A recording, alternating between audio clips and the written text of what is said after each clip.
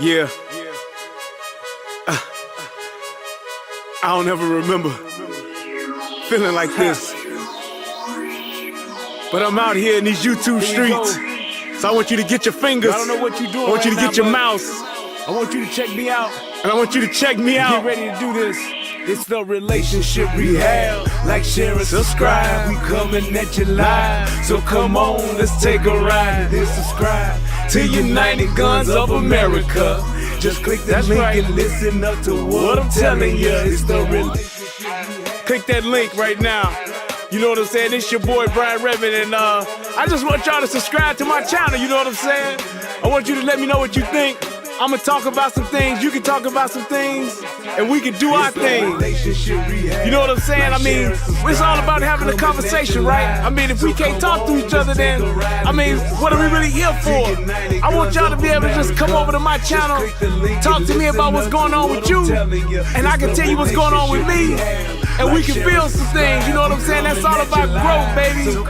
So click that link, go ahead and swipe on your phone, whatever you gotta do. Share my content. It's just get me out here, baby.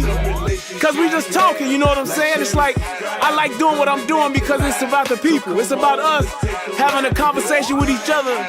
It's about us discussing whatever needs to be discussed. And on these YouTube streets, this is the best place to do it, baby. Like, share, subscribe. That's right. Click the link. Click the link. Yeah. I just want to say thank you to everybody that's out here that's already subscribed. You know what I'm saying? Cause y'all ain't the first one, and y'all ain't the last one. So I just want to give a shout out to everybody that click the link, that click the share, and then subscribe to your boy. Cause we gon' grow this thing together, baby. Relationship rehabbing, United Guns of America.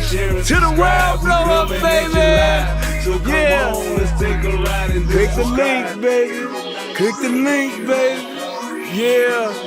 Hey, I just want to send a shout out to all y'all. I love y'all. That's why I do this. It's for the love of us, baby. I appreciate all of y'all. Ooh, we gon' do this thing. We gon' do this thing right here, baby. Hey, look, if you at a computer right now, just go ahead and click your link. What else you got to lose, baby? Tell me what you think. Hit the comment section. You can jump on the live panel. We do it all here. That's what it's all about. So come holler at your boy. I've been doing this for years, but I just got onto this YouTube thing. So hey, let's see what it do and where it can go. To United Guns of America. Just click the link and listen up to what I'm telling you, telling you.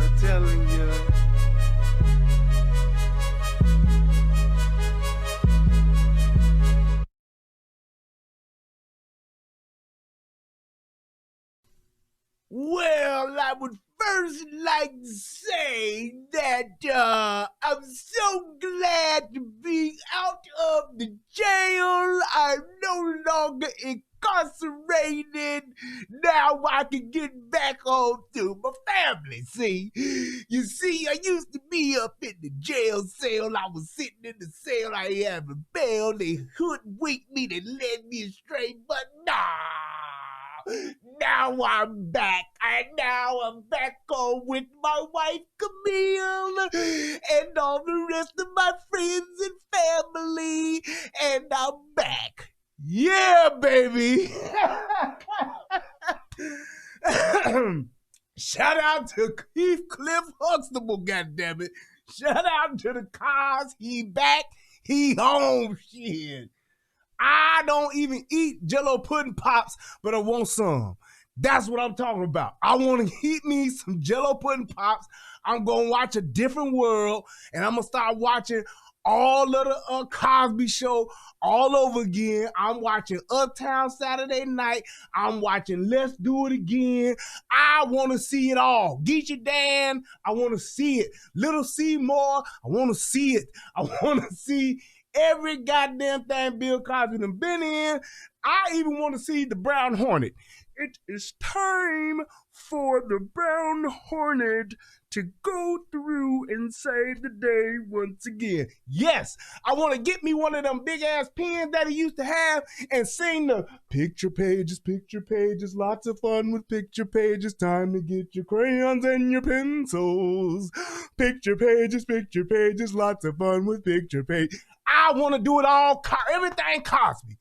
All Cosby, everything. Okay, yes, indeed. The cause is free, and he's back home with his family.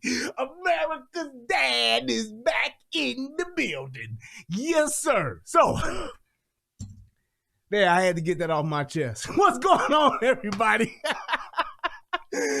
Shout out to everybody joining the show.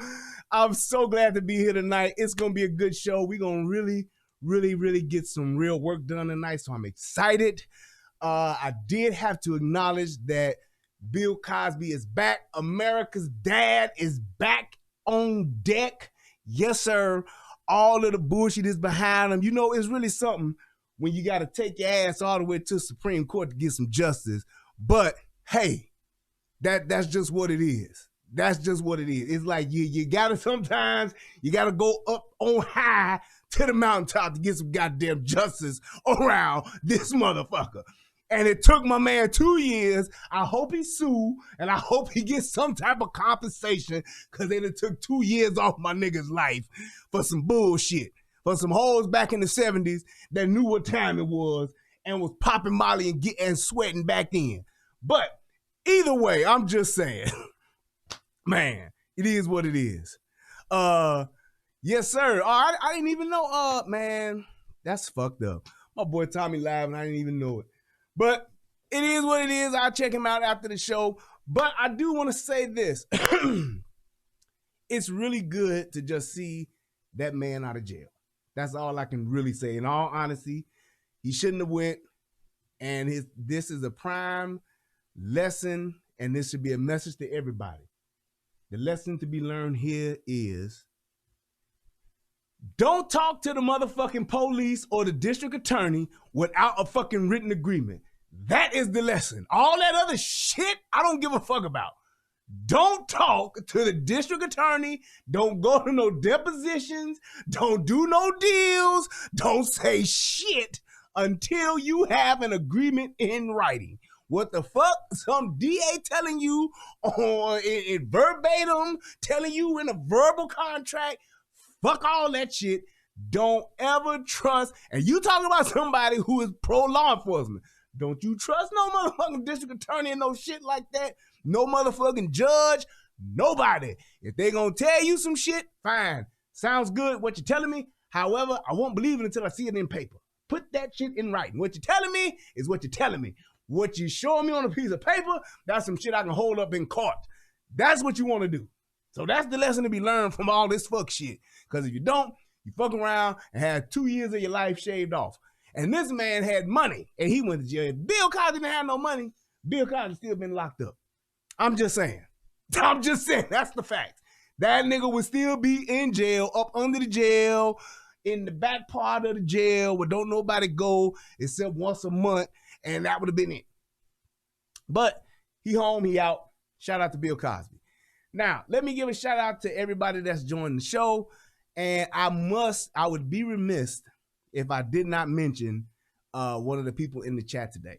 So, shout out to everybody, but I want to send a special shout out to Urban Educated, aka Karen and Vashon. Let me tell y'all something about this lady right here. And I will always say this. I don't know if she's still watching or not, but I will always say this forever and a day. For those of you who don't know, and many of you may not, because it depends on how long you've been following me. For those of you who don't know, Karen Edmondson, shout out to Karen, she gave me my very, very first opportunity to do a public speaking event about relationships. Yep. Several years ago, I was a part of the Chicago Married Couples retreat, and we had an organization. It was wonderful. We got couples together. We went on retreats and stuff. It was amazing. We had great times. We had laughs. We had cries. We had all of those things, and it was really good. But Karen was she was the first person to believe in me enough to give me an opportunity to speak at our married couples retreat that I got to later on become a part of and got to be on the board and all that stuff. Great time, great people. I went to school with her husband, so we already had history, but I just want to give a shout out to you. Thank you. She put a $20 donation in the chat, and I appreciate that. But even more than that, I appreciate the opportunity that you gave me, because it was a part of my journey that just took my life on a totally different course, and I appreciate you for that. So shout out to Urban Educated, aka Karen and V. I love y'all to death. Appreciate y'all. And man, thank you. But moving right along, I want to give a shout out to let's see, because somebody else hit me on the donation side of the game already on tonight. Let's see, where's that? Yes, shout out to Brandy Kendall. She hit me up with $50. She said, thanks for letting.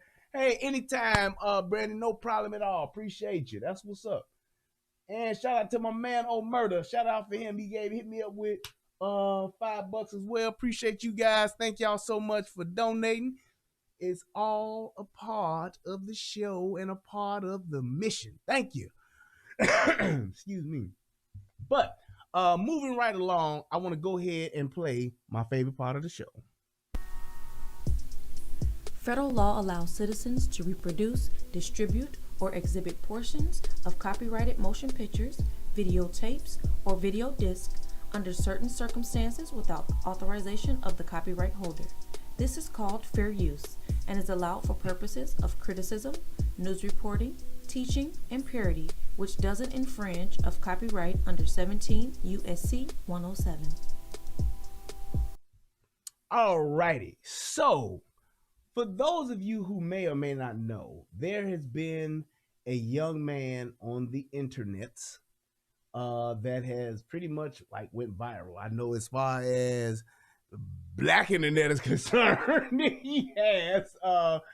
And pretty much what he did was he went live and he addressed several things that was going on in not just his life, but in the lives of what he felt a lot of his peers go through.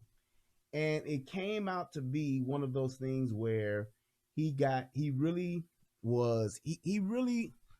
I guess the best way to explain it is that, you know how people get online and they vent and they go through stuff when they're going through stuff, and they tend to vent and they tend to just, just go through a whole gambit of emotions. And he pretty much did that, but along the way, he made several valid points.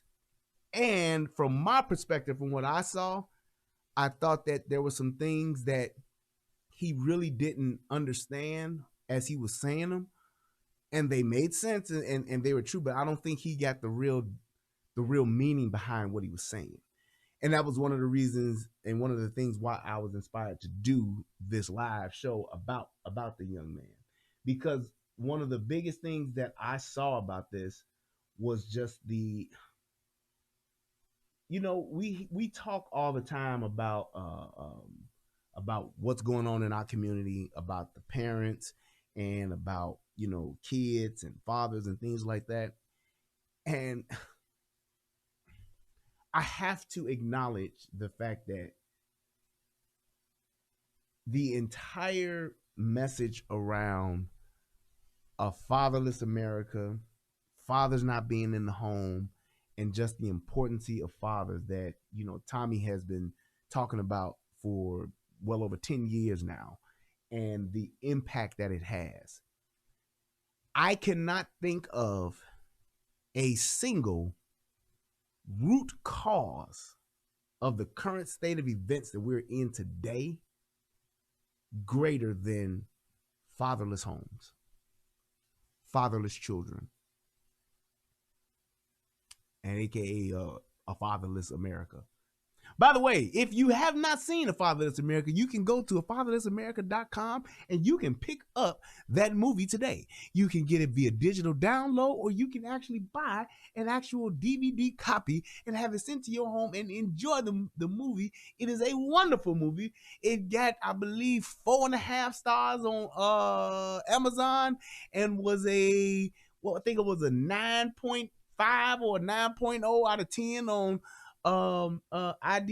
IMDb. So if you have not had a chance to see that movie, you should watch it. But getting back to what I was saying, this is a clear indicator to me as to how important it is to have fathers. Because one of the things, especially for not just men, for men and women, young boys and young girls, the impact and what a father brings to a family, it cannot be replaced. It can't be duplicated, and it can't be imitated. It really can't. You need fathers because of what they bring.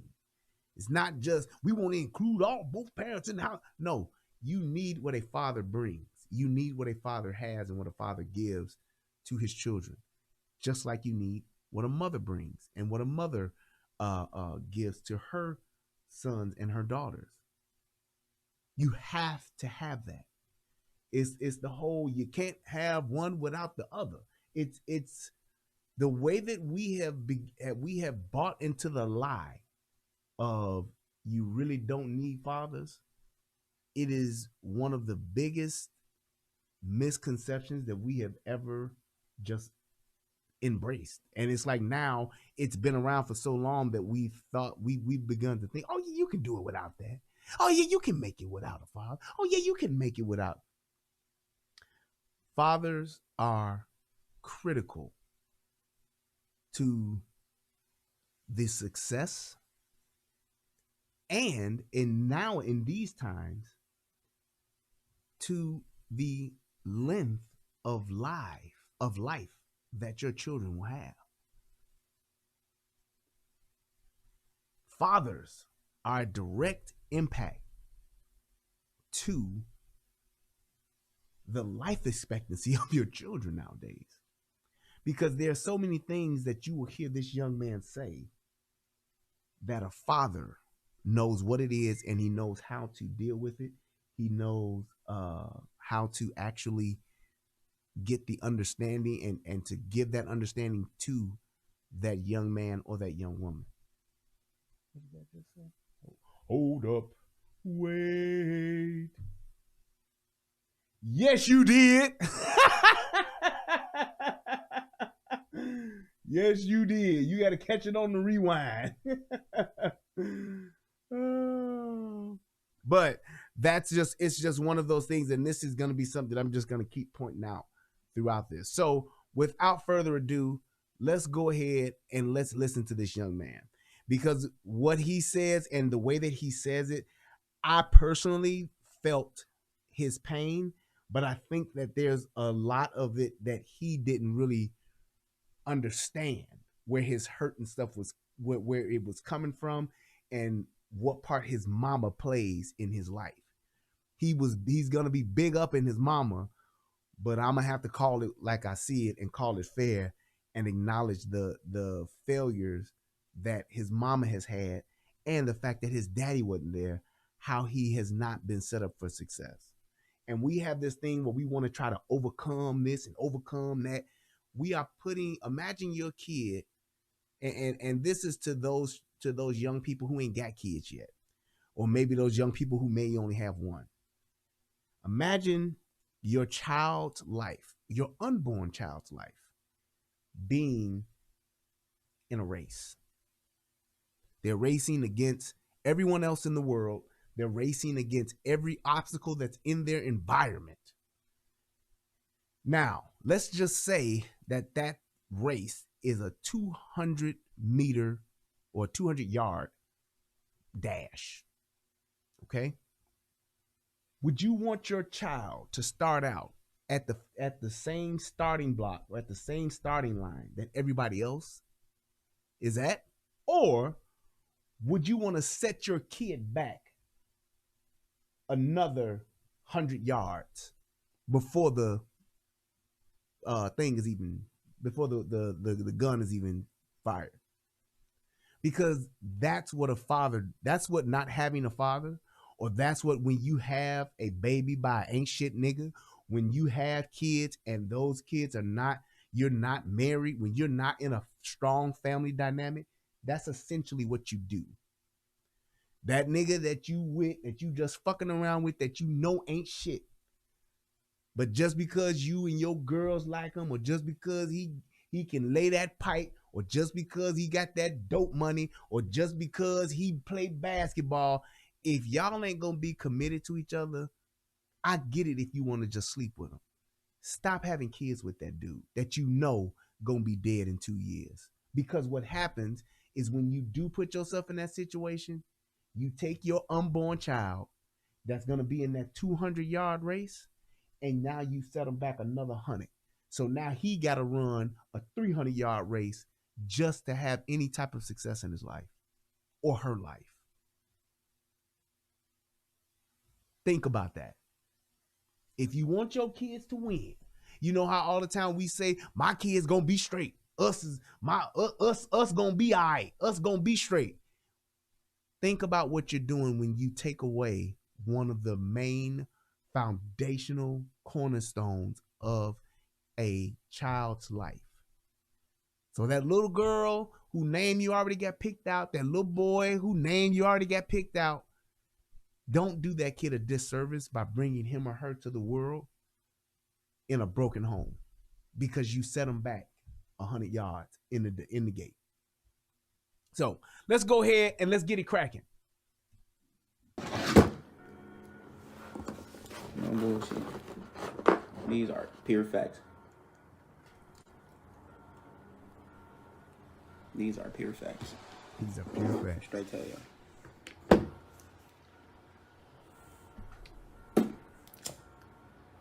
Let me tell y'all something, right? So, what it do, Ken?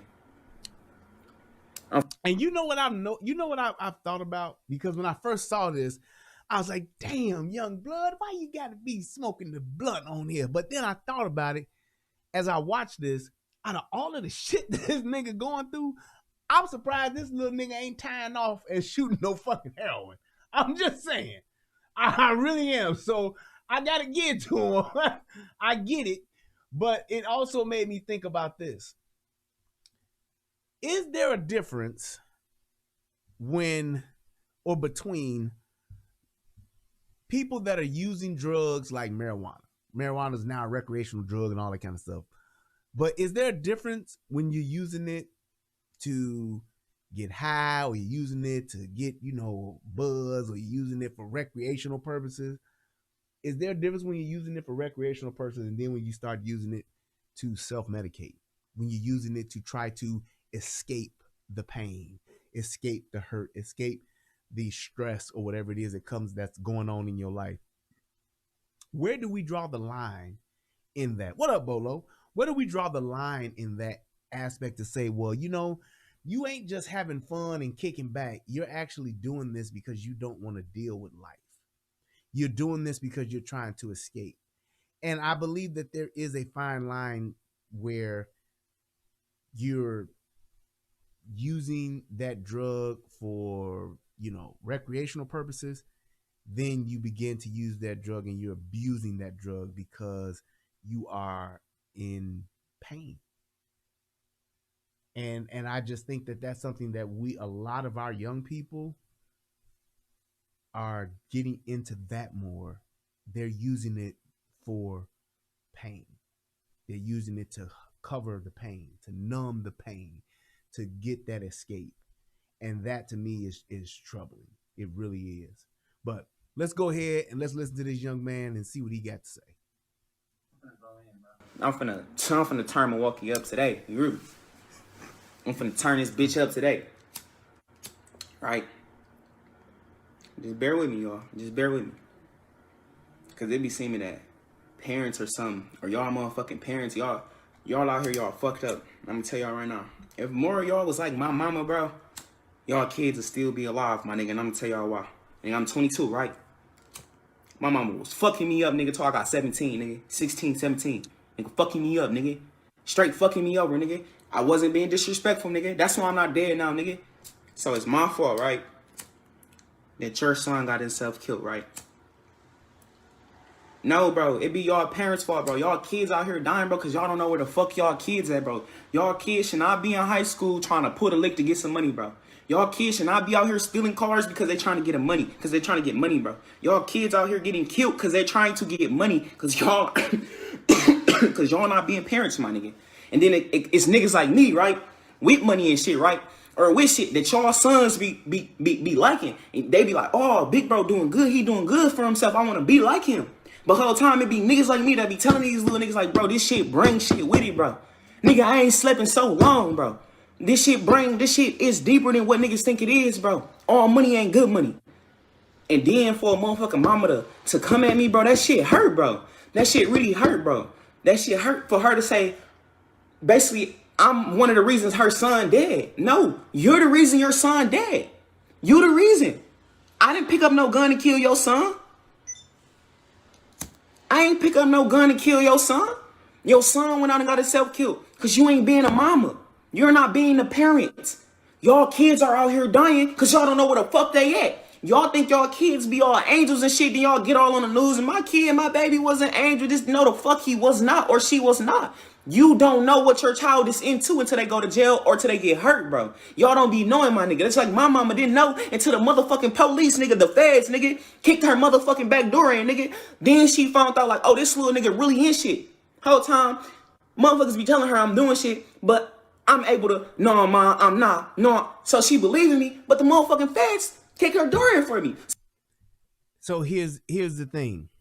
So you heard what he just said. He said, you know, my mom was beating my ass. My mom was, you know, was fucking me up until I was 17. Yet and still, the feds still kicked in your mama's door because of the shit that you was doing. And this is one of the biggest things that we have with young men. And let me explain this as a man who used to be a young man at some point. There comes a time in a child's life where they actually have that moment or what some would maybe call an identity crisis, or they have that moment where they want to know not just who they are, but where they come from. So that because they're getting to the point now where they're starting to think about purpose. And purpose starts with your foundation. Let me give you an example. My father was a police officer. Okay. He did 29 years or 27 years in the Chicago Police Department. Rest in peace, Pops. My brother became the police. When I got of age, I was around maybe 18, 19. I had dreams of being a rapper. I was one of the first niggas in the hood. We was rapping, and not only was we rapping, we was making moves. We funded our own album. We was the first niggas in the hood on the block to shoot a video. We did all this. No dope money, niggas. But when that didn't work out, one of the things that I thought about when I tried to figure out my purpose and what it is I wanted to do, I wanted to be the police. I remember when and we used to always talk about this in my family, when my dad made sergeant in like, what was that? Shit, like 79 or something like that. When my dad made sergeant, I was at his graduation, little bitty boy. And I think it was the captain or the lieutenant. And he was like, hey there, young man, you should be proud of your dad and all that. And he said, are you going to be a sergeant when you grow up? And I looked at that that captain, I think it was captain or lieutenant. And I said, no, I'm going to be the superintendent. They was like, damn, like this nigga said, fuck being a sergeant, fuck being a lieutenant, fuck being a captain. This nigga going straight for superintendent. That's just what it was. But there was always something in me about being the police. My daddy talked to me and he taught us about being the police because that's what he did. And he explained to us what the job was like.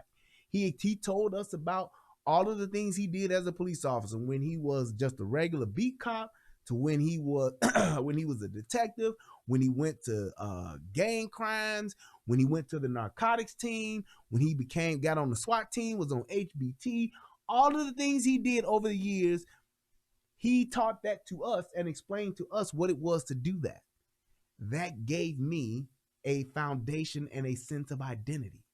So when I did have that moment in my life when I was trying to figure out what it was I wanted to do and what it is that I wanted, what my purpose was in life, I had a plan B. I could be a rapper, but if that don't work, I can be the police. So that's what fathers do. Shout out to Brianna. You said her birthday, she's 17. Shout out to you, Brianna. Happy birthday to you. Don't have no babies until you get married. There you go. I shot you out with a message. I see you, Sean. But that's just one of those things. And when you have children, especially young men, we have that. We want to, and this is one of the important things about fathers and one of the things that mothers don't realize. When you're talking about a daughter, that daughter gets to the point to where she has that moment where she gets her cycle. And then now she's officially become a woman biologically. Who's there when that moment happens? Her mother, her grandmother. They talk to her about now, you can have babies and you got to be careful and you got to make sure you got your Kotex. Ooh, I went old school. Kotex and you stay free. You got to keep your purse with you now to make sure that you got your sanitary napkins in case you come on your cycle when you're at school, so you don't have the accident where everybody, you got on white pants and all the boys like, hey, your booty bleeding. You don't have that moment. So there's a woman there to help her with that, to teach her that. When a young man becomes of age and he starts to get into, being feeling what we call sometimes in the hood, we call it smelling himself. He starts realizing that, man, I got, a little six pack. I feel strong. My dick stay hard 24/7. I'm 17. I feel like I could fuck for 15 hours straight. Now I'm lucky if I can get in 15 minutes without falling the fuck out. But I'm just saying, this ain't about me. But the thing is that we have that identity crisis too, where we are transitioning into becoming young men and we wonder what we're supposed to do. We start growing facial hair. We don't know how to trim it. We don't know how to shape it up and all that kind of stuff. That's why we need a man there. We need that, not just a man, our fathers, because our fathers look like us. Our fathers talk like us. We sound the same. When my voice started getting deeper and things like that, people be like, boy, you look just like your daddy. I used to love that. When people, and I look more so like my mama, but I still look like my daddy. And people would always say, I would love when people said, my brother he really does look like my daddy. I mean, he's really like almost a carbon copy for the most part. But you love that as a young man, to see your daddy and you see he's somebody that you proud of. People respect him in the neighborhood. People respect him. He's the life of the party, and it's like, that's my dad. That's where I come from. You have something to identify with, something to hold on to, something to model yourself after. Even if you decide to go a different path in your life, you still have an anchor. You still have a point of origin. You still have a foundation that you can use to say, hey, this is where I stand on. I go from here. When you ain't got nobody, you ain't got no man in the house, you don't know how to act. You don't know how to carry yourself. You don't know what to do and things to say and how to be and what. You don't know that stuff. When you don't have a father to teach you how to change a tire, teach you how to change oil, teach you how to change brakes, all those kind of things. That stuff matters. And when young men don't have that, what happens is we go searching for it. We go searching for our identities. We go searching for what is it that I'm at least supposed to be like. Not what I gotta be, but what should I at least try to be aspiring to be like? And we tend to gravitate towards the streets and towards gangs because that's what most of the men are. That's what most of the men are. For those young boys that want to be men, that's what we see. That's what we start seeing. Everybody respect this guy, even though he the dope dealer. Everybody scared of that dude because he the neighborhood killer. Everybody respect that dude because he the basketball player or he the rapper or whatever the case may be. We gravitate towards those who get the most attention. And in our hood, who gets the most attention? All of the people doing drug dealers, gang bangers, the basketball players, the rappers, or the athletes, football players, whatever the case may be. If I can't dribble a basketball, that's gonna X me out. If I can't carry a football, that's gonna X me out. I ain't 6'9" at 15. I ain't got no bars, so I can't rap. What does that lead? What does that lead me to? The drug dealer and the gang banger. That's what it leads me. I don't want to be like the dude who fixing cars up the street. What are the odds of kids gonna gravitate towards that? Because that ain't what gets the attention and the respect in the neighborhood. And all my friends are doing that. Why wouldn't I go there? Why wouldn't I hang out with them? They're my boys. We grew up together. We like family. It's old block. Shit. It's the same thing. It's low down. It's down the hill. It's 10 Trey. It's London Town. It's Mayberry. I'm just naming the sets in my hood, y'all. I'm sorry. But that's what we do. That's what we do. Even though my daddy was the police, I was still affiliated. I wasn't initiated. Them niggas they ain't blessed me. I didn't get the forks and all that. I didn't get that. But I was still affiliated because most of my friends were gang. They was in the gang. They was GD, nigga to the world, blow up nigga, 7-4 nigga, low down in this bitch. That's what it was. So it was like we were still family. So it's like I'm not gonna just not associate with these niggas. I still see them at school and shit like that. My friends in school, they was either GDs or they was the solid foes, which was on the other side of the park. It's like, nigga, I still knew them niggas. I was still cool with them niggas. I was more so not even scared of them niggas because my daddy was the police. I was that kid. Y'all ain't gonna do shit to me, nigga. First of all, nigga, I knew your ass in 4th grade. Nigga, I remember when we fought in 6th grade, nigga, and I kicked your ass in front of the classroom, nigga. What? Shout out to Richard Dabney. I did win that fight, bro. With no shoes on. I was in my socks, nigga, getting it. But, so it's like it's totally different for us. But you still have those guys that are in that because that's all they know, that's all they see. And not to mention, let me bring it on home before I go to the next part. All the girls love that shit. All the girls want the gang. They want the gang banging nigga. They want the thug ass nigga. They want the basketball nigga, or they want the football nigga. That's it. So you gonna be in that anyway. And that's why so many young men gravitate towards it. That nigga that's talking shit, that nigga that got a gun and everybody know it, but ain't nobody saying nothing about it. That nigga that got all the dope and everybody getting the dope from him, or the nigga that's on the block selling dope. All of the niggas that know this, the girls know it and the girls gravitate towards it. So all of the girls who can't get the basketball player because he got somebody, or he don't like them, what do? They become affiliated with the gangs. They like the gang boys. That's why you get the GD queen. That's what happens. That's what happens. So if you ain't got bars, you can still get bitches if you got bangles. That's just what it is.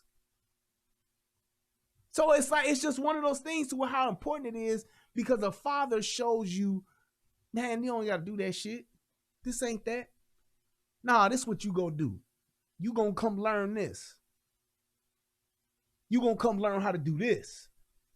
Just like one of my best friends, my brother to the world blow up, my boy Eric. Y'all see him in the chat sometimes. Eric is one of the smartest young brothers I know. Real talk. When it comes to computer shit, technology shit, the nigga's a fucking genius. However, you wouldn't know it, but Eric is a fucking master tailor. I shit you not. He is a master tailor. This nigga could motherfucking sew your ass some motherfucking hem on some jeans. He can sew your ass a tuxedo for prom, sew a motherfucking prom dress, all that shit. But do you know why he can do that? Because his father is a tailor. His father taught him how to sew. Shout out to Taylor's Row, baby, over there on 70 motherfucking 5th, nigga. What? Y'all know what it is? If you need some custom tailor shit, go to Taylor's Row, 75th. Get up with him. Tell Daddy-O that Brian sent you. But I'm telling you, he knows how to sew. So if anything happened in his life to where he could not do what he loves to do, which is technology, today, that nigga could go and open up a tailor shop. He know all the equipment. He know how to use all the equipment. He know everything he needs to know in order to be able to sew. Yes, sir. The Black Wall Street section of 75th in Park Manor, Chatham. That's right. They're my peoples over there. I fuck with them real tough.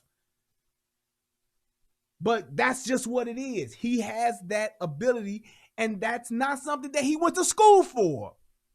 That's what his father gave him. That's what his father gave him. Even motherfucking Luke Skywalker, he wanted to become a Jedi. Why did he want to become a Jedi? Like his father was a Jedi. Like my father before me. I want to become a Jedi, nigga. This shit is in me. That's just what it is. It's a whole different type of time, bro. So, Lorenzo, his mama, comment on my status, talking about some, I made a status like, currently going through the hardest stage in my life right now. It'd probably be better off if I was just dead. And then she gonna comment under my shit talking about some, that's because God don't like ugly. Well, God must not like you. God must not like everybody. Now, my thing is this. What kind of bitch says that to a 21-year-old young man? Who the fuck? Like, just hear that. Hear that. You got a 21-year-old man who's obviously under a tremendous amount of stress. If the feds then kicked in his mama's back door, and he was in a situation where he got a case, obviously, and because of all of the pressure from the case and what's on the line, his life, he said, damn, with all this shit that's going on, man, I feel like I'd be better off dead. Bitch, if you felt that way, keep that shit to yourself. Why would you feel the need to go and post that on this dude's page? What if he did just say, you know what, bitch, I'm going to kill myself then? God don't like ugly. I hate niggas. Why would you say something? If you felt that way, fine, that's your feelings. Ain't nobody got you upset because of what you going through with your son being killed. I get it. But why the fuck would you go and push a motherfucker who could potentially seems like he's on the edge? It's just like a bitch to go, an ain't shit bitch, to go and push the nigga a little bit more. Let me nudge you, shit. I hate life. I'm ready to die. I wish I would never been born. I just feel like jumping off a cliff. Ain't shit, bitch. Well, you know there's a cliff a few blocks up this way. I'm just saying in case you know you was looking for one. Like, bitch, keep this shit to yourself. Better yet, stay the fuck off this nigga's page. Especially if you think that, obviously, you think that he has something to do with your son's death. Why would you be on that nigga's page? I think that would be one of the first people I would unfriend. I'm just saying. He must really hate you. Fuck is you talking about, bro? I ain't had shit to do with your son, bro. I don't even know what happened to your son, bro. All I know is, bro, I got out of jail in November, bro. I came home and I started hearing word he died, bro. That's all I know, my nigga. That's all I fucking know. I don't know shit what happened to your son, my nigga. What really happened was, I'm finna tell y'all to get down on my mama, right? So he wanted to pop my little nigga Brian. On my life, he wanted to pop Brian. I told the little nigga, like, I ain't going for that shit, little bro. He kept pressing me about it. One day, he with me. He like, woo, just let me get one. Little bro, go in the store and grab some blunts on my mama. He went in the store and grabbed some blunts. I pulled off on him. Like, little bro, we can't be cool, we can't link, we can't none of that. You on a different type of time right now, bro. Every little nigga I done been around, my nigga, them really try to get into this money making shit with me. I done told these little niggas, like, no, you gotta do it on your own, little bro. Cause you know why, nigga? You know why? Cause I don't wanna hear nobody motherfucking mama. I don't wanna hear nobody mama, my nigga. I don't want nobody mama like, he the reason why my son dead. He the reason why my son got killed. Cause this the shit right here, my nigga. I try to lead y'all sons, bro. Like, I know I ain't the best nigga, bro, but I really be trying to help y'all sons, bro. I could really show y'all inboxes, my nigga. Y'all sons be asking me for help. Like, I'm their father, my nigga. Asking me to help them when you should be doing it. You see what I mean? They are all searching because they don't have that father at home. So they are looking for what? Anybody, especially somebody that's their peer, that is showing any type of success. They're gravitating towards it. And I don't know how this dude is getting his money. I don't know if he's working. I don't know if he's slanging dope. I don't know if he's killing people. I don't know. It don't matter. Because the thing is, what he's actually talking about is that there are so many lost young men because they mamas ain't shit. They ain't doing shit with them. They daddies are gone. They not in the picture. And it's like, whether they dead, whether they locked up, or whether they just don't give a fuck. Or whether they mamas is keeping them away from the kid. From the mamas keeping them away. He don't even understand the fact that his daddy ain't there is what's fucking him up too.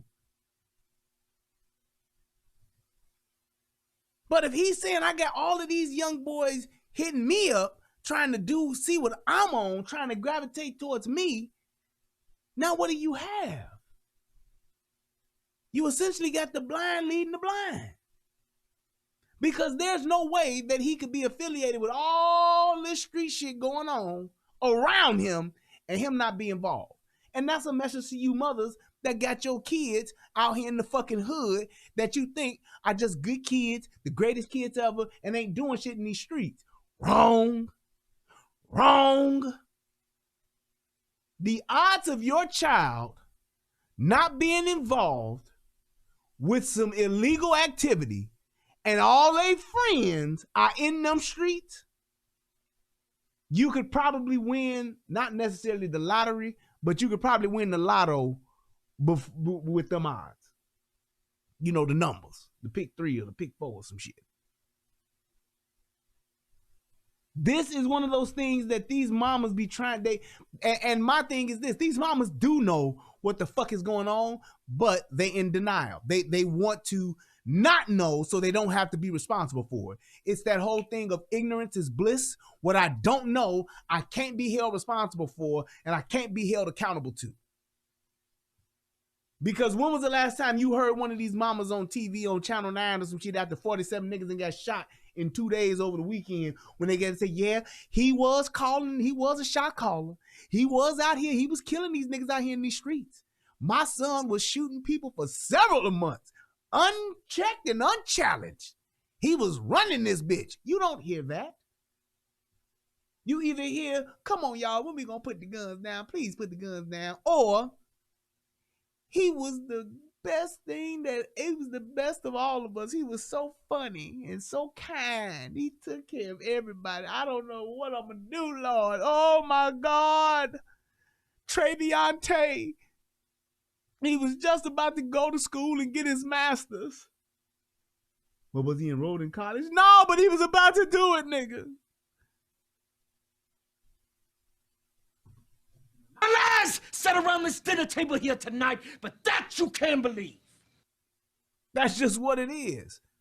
So you have this whole thing of just we are putting our kids consistently in a bad situation by having them in a terrible environment, in the worst conditions. The whole idea and concept of you are a product of your environment, it is for the greater majority of people. If I grew up around a lot of gang bangers and dope slangers, I got about a 95% chance that I'm going to be involved in some of that. I just am. If I'm around if I grew up in an environment that's around a bunch of fucking nerds, I'm more than likely going to be smart and be a nerd and do nerdy shit because that's what I'm around. That's my environment. It is learned behavior. If I see my daddy gangbanging and selling dope, more than likely that's what I'm going to do. Why? Because I saw my daddy do it. I saw my mama with my daddy doing it. So I obviously it must be okay to do. I saw my brother do it. My big brother do it. My other brother did it. I'm going to come and be the best of them all. I'm going to take the shit to the next level. I'm going to Nino Brown this motherfucker. That's how it works. Every kid is not going to beat the odds and going to say, well, I'm not going to do that. I'm going to be the one who's going to come from all of this nonsense around me, and I'm going to be a judge, like Judge Mathis. Those intentions may be there, but even with the small percentage of those that have the intentions of not being in that environment, they will be caught up in the fallout of that environment. That's how you get, he was in the wrong place at the wrong time. He was just walking from the store and they were shooting at the other boy, but the bullets hitting my boy. That's how it goes. Oh, he wasn't even in that gang banging stuff. He was just in the car going to the store with them. That's how it is. That's the environment. You know, one of the main reasons why I will not live in the hood ever again, it's not that I'm afraid of the hood. I'm afraid of what I'm going to do in the hood. Because I know, me being who I am, if I'm in the hood, I'm going to kill a nigga. Because I'm not going to let a nigga kill me. And I'm not going to let a nigga talk shit to me. And I know what a savage does. The savage mentality only respects greater or equal violence. So I know when I come outside on my porch at 1:30 in the morning on a Saturday, telling these niggas to go in the house, telling these niggas to get from in front of my house, telling these niggas to get off my car, telling these niggas don't be dumping their blunt papers in my grass, telling these niggas don't leave their Hennessy bottles in my lawn. I know me confronting them, I'm now opening the door for a confrontation.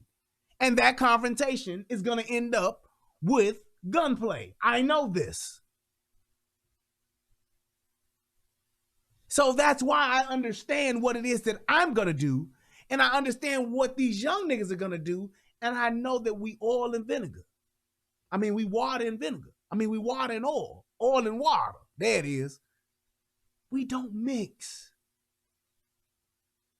No matter how much you shake us up and put us all together, come on, black people, black brothers, they need to see you, brother. You a young black brother. You out here, you got yourself together, you got a good job and all that.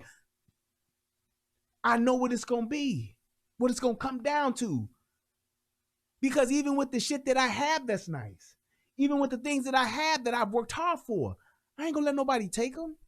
And I'm not going to let nobody, and that's just me, by myself. Now you going to add my family in it? Nigga. You think I'm going to take a chance with these niggas out here in these streets with my kids in the house? With my kids in the backyard? Nigga, I'm coming out with my motherfucking, I'm coming out with my plate carrier on and my AR hanging from my motherfucking vest. Like, what the fuck I tell you niggas about coming outside, standing in front of my house? That's how I gotta come with it. Cause the minute I hear, man, bro, hey, bro, look here, Joe. Man, fuck this nigga, man. Fuck that nigga, man. Man, we air that fat ass nigga out. It's gonna be pop, pop, pop, pop, pop, pop, pop, pop. Pow. That's what it's gonna be. That's the last nigga that's gonna be running. Once he see me drop them other two, he gonna take the fuck off. Now, nigga, you don't get away. That's why I got that red dot with the magnifier. Mm-hmm. That last nigga that get to running, once he get realized, like, oh, this nigga ain't playing. He's shooting everybody. Yes. Including you. He shot him in the back. Well, how else can I shoot the nigga if he running away from me? That's what the fuck I'm gonna say. What I'm gonna do? Let this nigga come back with his cousins 2 weeks later? The fuck? The fuck? No, he gotta go. Gotta go, gotta go. Like motherfucking Robin Harris say, gotta go, gotta go. You can't play around with this shit. So it's like, I know what it is. And it's like, that's just what you have to be able to understand where you at and what environment you're dealing with. So just to bring it back to my point, when you have your kids in a fucked up, high crime, with a high violence environment, they are going to either play a part in it or they're just going to be a victim of it. There's no other two ways about it. And that 1%, that one LeBron that make it out, look at how exceptional that nigga got to be to get out. You got to be a 6'9" fucking basketball phenom to get the fuck out. How many of you kids are gonna, how many of you mothers gonna have kids that are gonna be some type of sports phenom to get the fuck out the hood and then make it safely? You be doing that when you're mad because your son is dead? Hold on.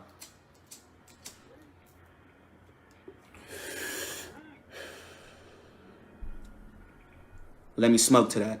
Because that's how you sound, you're fucking goofy. Let me smoke to that. Ain't my fault that little nigga got killed, man. These little niggas be grown as a bitch when they decide to step off the porch. And we stepping off the porch because parents don't be doing shit. I ain't gonna cap, nigga. My mama gave me whatever the fuck I wanted to. But my mama had me trapped, nigga. My mama had me put up in the house. And I didn't understand it until now that I'm older. I wish like fuck, nigga, I would've still listened to my mama, nigga. I wish like fuck, nigga, I would've listened to my mama when she was trying to keep me in the house. Once I turned 17, 18, I'm free. I'm doing what I want. I got my dick burnt. I caught an STD from a bitch. Got rid of that. Yeah, these are facts, my nigga. Once I turn 18, nigga, these are facts, nigga. These. You hear what he said? He's saying parents, but he's talking about mamas. He doesn't even realize that the fact that his mama keeping him in the house is like a good thing. I'm so glad my mama didn't keep me in the house.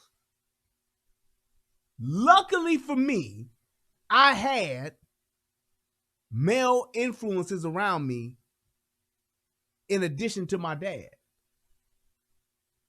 My daddy grew up right around the, well, my didn't grow up, but my daddy lived like 2 blocks away from me. So I was able to go to him.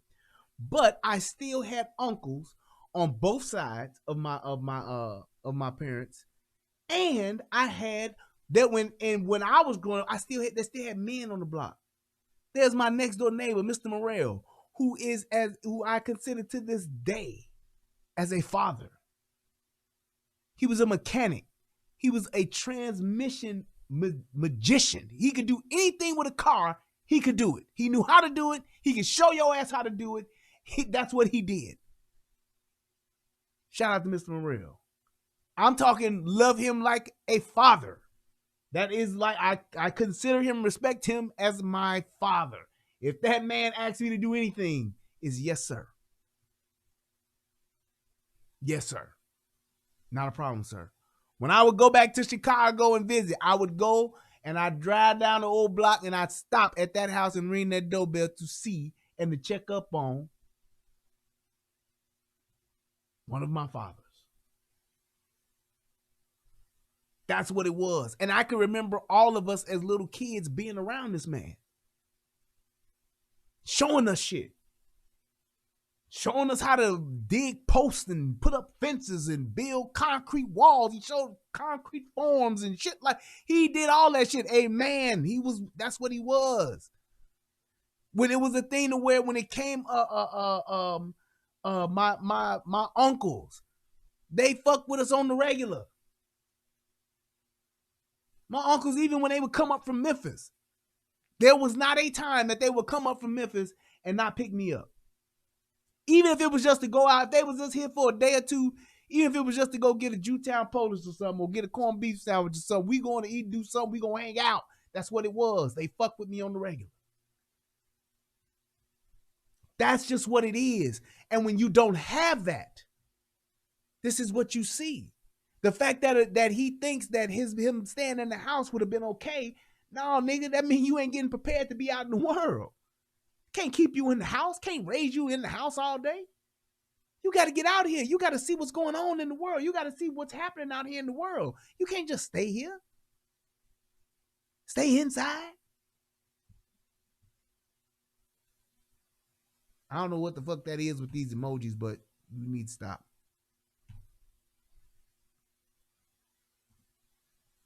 So it's like when we're talking about just guys like that are in this, they think that their moms, even though their intentions may be good, they're still crippling them by not having their fathers.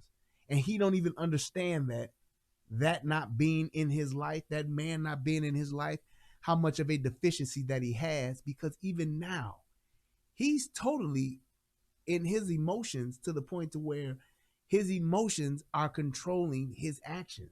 What he's saying, the way he's talking, the way that he's fired up, he's so into his emotions because of what that lady put on his page that it really hurt his feelings. And now he's just going down the line of all the shit that's happened to him. He got his dick burnt. That means you wasn't educated about safe sex. You wasn't educated about, hey, son, you don't go stick your dick into every woman, and you damn sure don't stick it in there raw. Because you can catch some shit that you might not be able to get rid of, player. That's what a father tells you. What a woman will tell you is some shit where, shit, all these bitches gonna be after him because his daddy had a big dick, so he got a big dick, so I know they gonna be all on his ass. Give it to him. Just don't bring no babies home.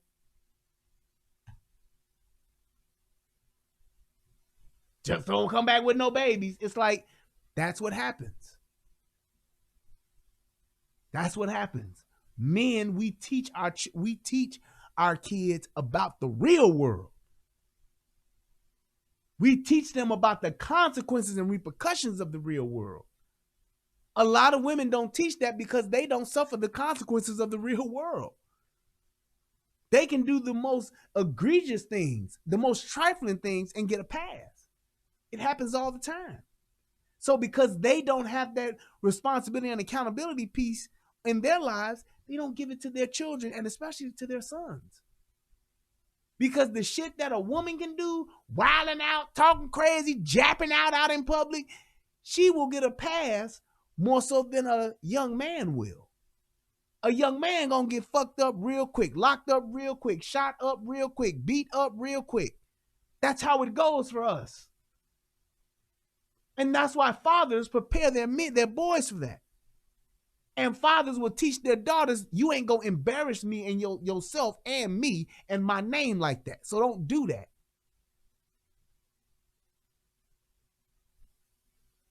I teach my daughter now because my daughter will get worked up when she gets in trouble or when she knows she's disappointed us. And I will literally tell her, even when I'm correcting her, hey, did you mess up? Yes. Is what you did was wrong? Yes. Did you apologize? Yes. Okay, now it's over. Are you going to do it again? No. It's over. Take a deep breath. 1, 2. That's what I have to do with her, to teach her to get herself in check. Because when something does happen to her that may be, really traumatic, I want her to be able to control her emotions so that she can make the best decisions possible. And you're right, Calvin. A lot of men don't know how to be good fathers. I wonder why. Because they don't have fathers. And my thing is this, it's not a thing where we need more black men to mentor these kids. We need more black men in the community. No. We need more sexual responsibility. Let me take my glasses off of that. We need more sexual responsibility. Stop having kids that you can't take care of. Stop having kids in fucked up neighborhoods. And stop having kids with men that you're not married to. 3 things. That's 3 things. That's how you fix the community. That's how you help the community. You understand? Say it again. Stop having kids that you can't afford to take care of. Stop having kids with men that you're not married to. And stop having kids in fucked up environments. If your ass is in the ghetto, don't bring your baby into the ghetto. You living in your grandmama's house. What the fuck is you adding another kid to that how's that going to help you and your kid? Or you just having a kid so you can get fucking Section 8. That ain't no way to live. We have been taught that that's the way to live. And actually, while I got these glasses out, I got 2 pairs of glasses I want y'all thoughts on. I'm going to switch them up throughout the show. Y'all let me know which ones y'all like best. I got the white with the white arm, what is that? Buffalo horn with the gold frame. Then I got the young Tom Feezies over here, the Tom Fords with the, yeah. But I'm going to switch them up from back to back. But anyway, why would you put your kid in that situation just because you're surviving? You're not thriving in this situation. You're surviving. Been living with your grandmama since you was a kid because your mama couldn't get her shit together and couldn't afford to get you out of the neighborhood and get your own house, get you in a safe neighborhood where you can grow up and thrive. So now you done had a kid in grandmama's house doing the same goddamn thing your mama did. What you think your kid gonna do when he or she gets of age? They gonna bring home a baby too. That's why you have generations. Hear that? Generations living in the same fucked up neighborhood, in the same fucked up house, doing the same fucked up shit, and wondering why the hood is so terrible.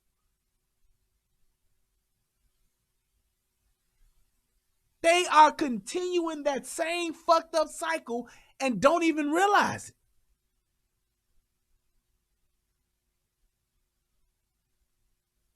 Don't even realize it. Like, damn, don't you see what the fuck happened? So it's like you go and you get pregnant and you have a kid and you think, I'm going to get my section and get my own place. Yeah, bitch, but you in the same fucked up neighborhood. Or no. I'm sorry. You ain't on O Block. You over here in the hundreds. Oh, you right. You ain't out west. You over here over on the east side, over here in the Park Manor, Jeffrey Manor. That's where you at. Motherfucker, that ain't no difference. Oh, you don't live in Chicago. You ain't in the hood, Chicago. It's too wild out there. Girl, I got me a house out in Gary. The fuck? Gary? What? Gary ain't got no better? Oh, I'm in Hammond. What? Hammond ain't no better?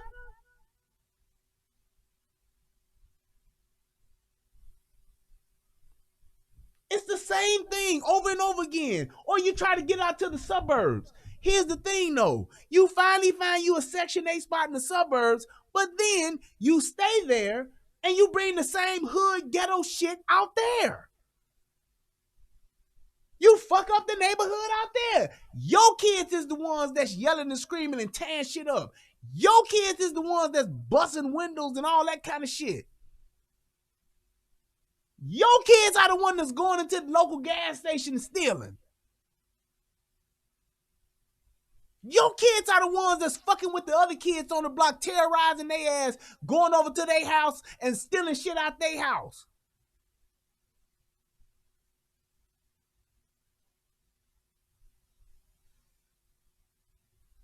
You'll be the first motherfucker growing up in the hood, go through all that shit, hire you a baby, get you some Section 8, go to a nice neighborhood, and take all your shit, including your roaches, to that new place. All the neighbors wonder, like, how did we just get roaches all of a sudden? Motherfucker Laquita brought them. She ain't get rid of them clothes.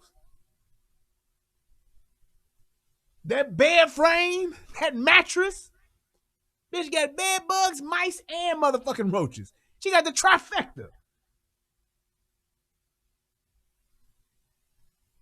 That's what happens. And we continue to do that. And it's not a thing of just saying, well, you know, they trying. No, it's not about trying. It's about saying, hey, I'm in a situation to where I'm surviving. If I'm surviving, me adding on any responsibility such as a fucking mouth to feed and a person to raise and look after, that's adding to it. It's gonna make it worse for me to survive. You need to get to a point to where you thriving before you start having kids. I got a safe neighborhood, a safe environment. I'm married. I have 2 parents. And I'm sorry, let me clear that up. I'm married and have a father in the home with the person that I'm gonna have my child with. Not the motherfucking baby you have. You know how, look at this. How many times do you see a young man and a young woman get together, have a baby, and by the time that baby is born, they ain't together, and this chick is with a new nigga. Baby ain't, or not necessarily born, but by the time that baby is 6 months, they done, new nigga on deck, new dick, and now you got baby daddy issues.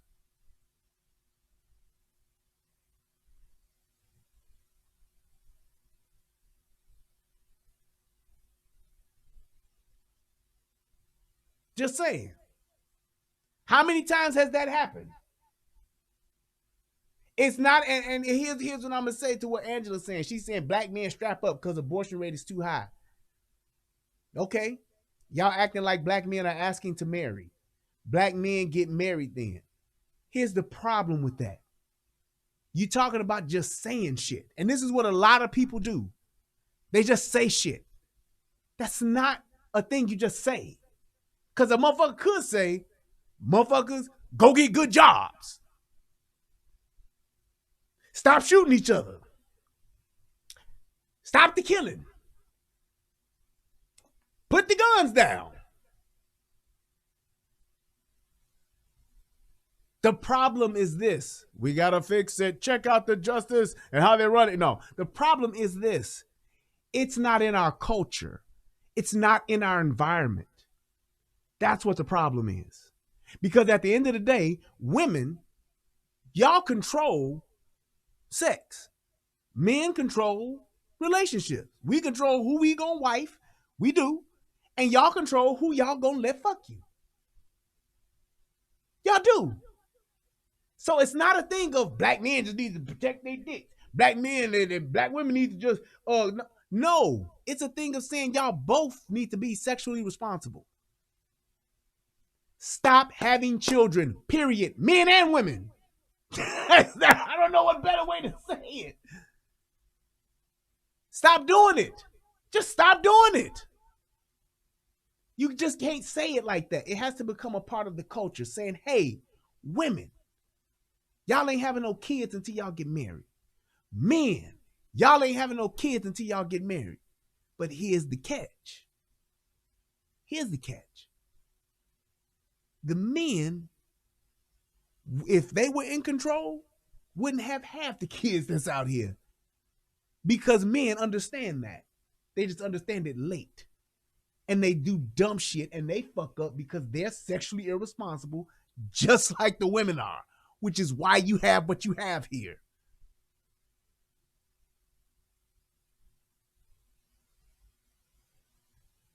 The black man not in the home, so make sure she don't get pregnant. No, The black men ain't in the home because the black women don't want them in the home. The black women don't want to get married. Marriage is not an expectation for women, and it should be.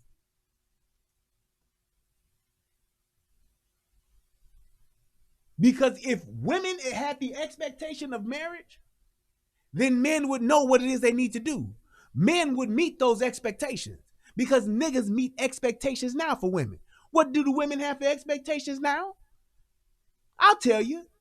26s on the box Chevy, some Jordans, some money to go out and eat, some weed, some Hennessy, and the plan B is optional. Men meet those expectations. A Gucci belt, a chain, some weed, a Cutlass on 26s with some sounds, and there it is. The plan B is optional. They don't always want the plan B. It ain't always they always want the Hennessy. They always want the Henny, but sometimes they don't give a fuck about the plan B.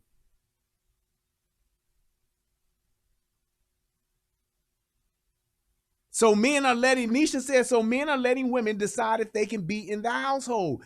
Yes, absolutely. It's their fucking house most of the time. These women they're not getting married. They're not establishing the strong relationships with these men. They're just not. They don't want to. All they want to do is smoke weed, hit the hen, ride in the truck. They got the 28s on it. Damn 28s. It's just what it is. Take your ass into any, you can say I'm stereotyping. No, I'm profiling. Take your ass into any hood, and that's what you're going to see.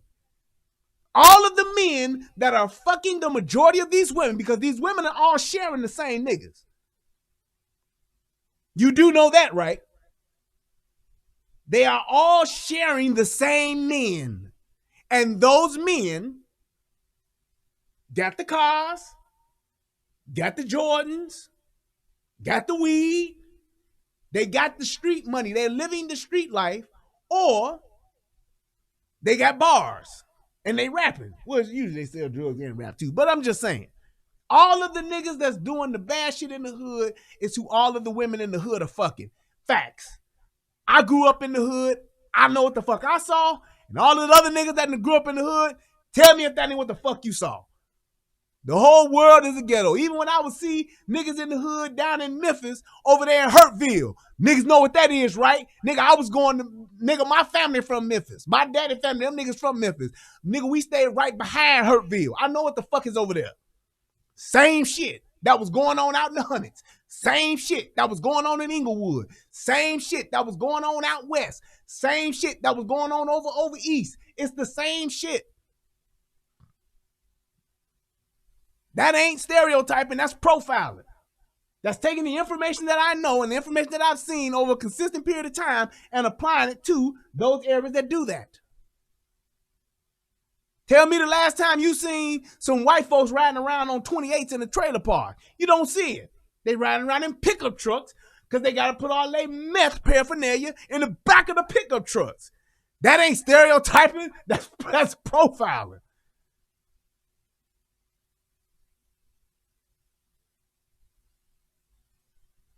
Just saying. And Angela, yes, you're correct. Back in the day, if she got pregnant, you got married.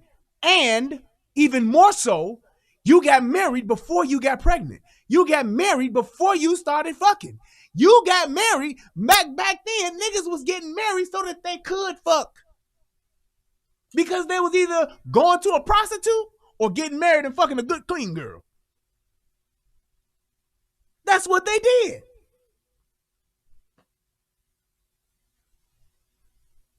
That's what it was. So it was a totally different dynamic. And because of good old fucking Title IV and Section 8 housing and all that free shit that motherfuckers getting from, that black women can get from, not just black women, but women can get from their white daddy, the government, it changed the whole dynamic.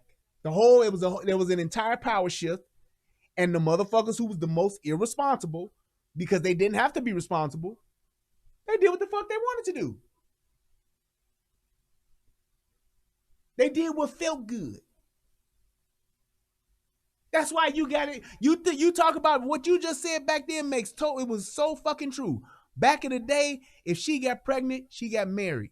Now today, women have hoe phases. What the fuck is a hoe phase?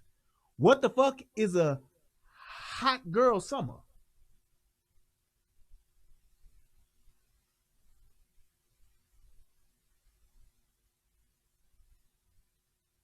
Nisha said, check on this black women college graduation rate. What's the point? Why would I be concerned about black women that actually graduate? We ain't talking about the ones that's enrolled, because they are the most enrolled. But why would I be concerned about the women that are in college that are graduating compared to the women that's in the hood that ain't going to school or enrolled at Everest College, or they get into community college so that they can get the financial aid, and they gonna spend the check on the financial aid, so they only stay enrolled for like 3 weeks, and once that check come, they drop out and spend the money on Gucci. They spend the money on new iPhone. It ain't about information being dated. It's about what's true in the hood. Now, you want to tell me what's outdated or what's dated information or information that's not true? Show me the facts that's wrong. Go to any hood and tell me who's in the Section 8 housing, and tell me how many of those Section 8 housing moms are graduates.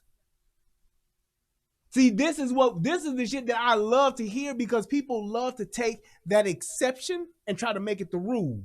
I'm talking about the people that's consistently putting these kids in these fucked up situations. I'm talking about the parents of the kids that DJ Just Jay, shout out to the AFC, be talking about. Them parents ain't graduates in college. So fuck them numbers. The kids that are the parents that Tommy be talking about, when them kids be getting shot because they spilled water, when them kids be getting beat to death because they peed on themselves, them parents ain't graduates. So fuck them numbers.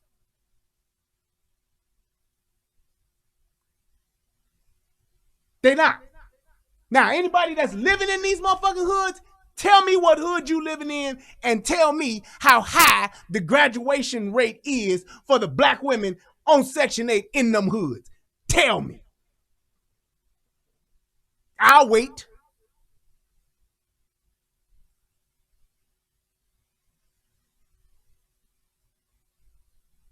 The numbers don't, no. I'm not saying screw the numbers to not be honest. What I'm telling you is the numbers that you're talking about are actually women that are actually in college graduating. Why would that be relevant to the women that are not in college that are on Section 8?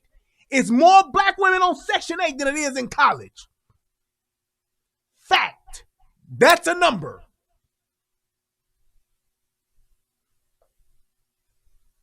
That's a number. So why would I be concerned about the women that are in college that are on track to graduate? Why would I even be concerned about that? Because this nigga's mama right here ain't no college graduate. I'm concerned about him because right now, this nigga got a case. This nigga right here is hurting. This nigga right here is the one that's growing up in the same hood that the other kids grew up in that got killed. They mamas ain't graduates.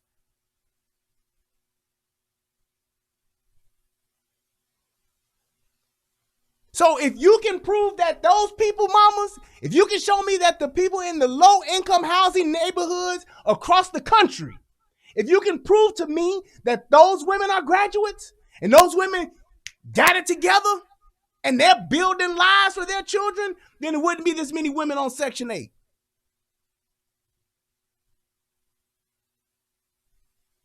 It wouldn't be. I don't have to find numbers to prove that. I don't have to show you the numbers to show that. Because if I did, all you would say is, oh, okay.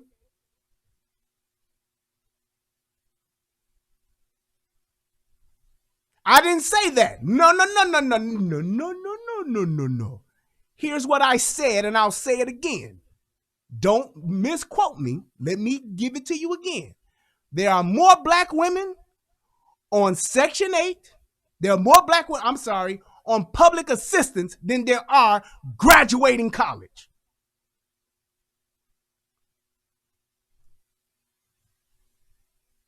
That's what I'm saying. That's what I said. There are more women on public assistance than there are graduating, not in school, not enrolled, graduating. So that means you can go look year over year and you can see how many black women have actually graduated with their 4-year degree and compare those to those that are actually on public assistance. And I guarantee you the number is staggering. There's a tremendous gap in those numbers. It's not, well, it's only maybe a few thousand different. No. How many women do you, and I don't know where you from. I'm telling you where I'm from. And please, those that actually lived this life, lived in that shit, have been in that life and know what it's about, know what those communities are like, not the ones that just drive by or go by there when the church go into the hood. I ain't talking about them. I ain't talking about the ones that go and volunteer at the community center. I ain't talking about them. No, I'm talking about the niggas that stay in that shit and know what it is. How many of those mothers are graduates from college? Exactly. And I ain't talking about you go back and graduate at 50. You go back and graduate at 45. No, fuck that. How many of those women are living in them conditions, living in those situations, got these young kids that's like his age, and they graduates? Slim to none. These are facts. These is shit that because I don't got no big brother, nigga. Because I don't got no big niggas around me showing me, nigga. This is shit that I had to go through on my own, nigga. This is shit, nigga, that I had to go through on my own. I had to pick my own nuts up, nigga, and drag my own nuts. Here's my thing, too. I'm going to say this. This is what Tommy says quite often. If there were that many educated black women, because they're the ones that's in the homes, because they're the ones that's raising the children, we wouldn't see this. We wouldn't see this coming from an educated black woman who has children. You know why? Because they would be passing that on to their children. My daughter don't know shit about the gangster disciples. My daughter don't know shit about stacking them on the boss. My daughter don't know shit about throwing the rakes up. My daughter don't know shit about solid four in them. My daughter don't know shit about CVL. My daughter don't know shit about the traveling vice lords. She don't know shit about that. You know why? Because I have not passed any of that down to her. So when she speaks correct English. When she goes somewhere, she's polite. She knows how to say please and thank you. When people have encounters with my daughter, they have nothing but the best things to say about her. And that's because of the home that she grew up in and the environment that she lives in the community. She ain't got to worry about nobody coming up to her and beating her ass. She ain't got to worry about going down and driving down the street and seeing girls out in the courtyard popping their ass. She don't see that. So yes, there's a difference in that. And because she's not around that, that's why she's not exposed. She don't know shit about the hood. She don't know shit about the ghetto. She don't know shit about being in that life. She won't. Because her parents have built a different life for her. Now, if we was growing up in the hood, regardless of what the fuck I'm doing, she's still going to be exposed to fuck shit if we growing up and living in the community.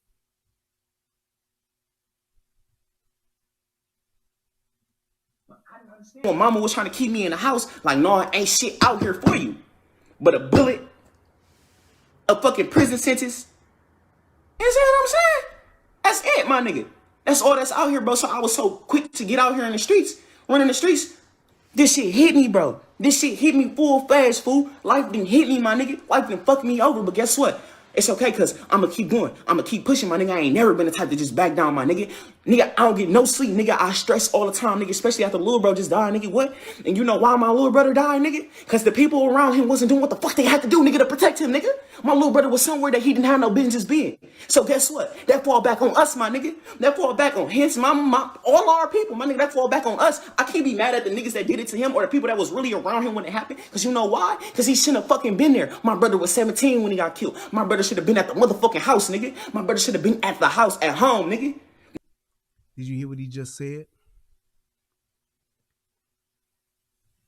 He just took the environment that his brother grew up in that's now dead and chalked it up and just saying he shouldn't have been there.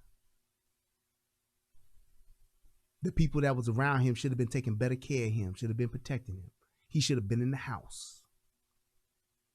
Do you not? He has taken his community and his environment and accepted it as the norm and is simply just trying to survive it. And I'm quite sure that his mama, who graduated summa cum laude, based on what Nisha was saying, had him in that environment. And he doesn't even understand that. Maybe mama shouldn't have had his brother because she couldn't take care of his brother because she couldn't take care of him. So you can clearly see at 18, he's out in the streets trying to get money, however he's doing it, whether he's legal or not. He's out trying to provide a living for himself because his mama can't take care of him. He has a thirst to go out and get it for himself because his mama can't provide for him. So he's already in a situation where he's surviving. He's trying to thrive and not even realizing that had he not been born in that environment, he wouldn't be in that situation.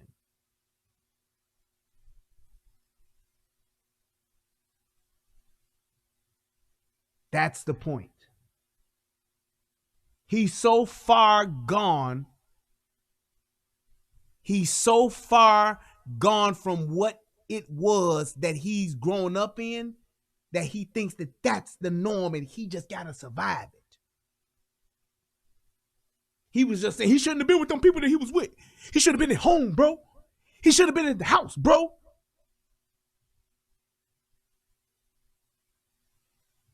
He should have been in the house. Who grows up like that? Who grows up with that mentality? I'm going to stay in the house. You think the people that live in Calabasas, California, you think they grow up living in the house?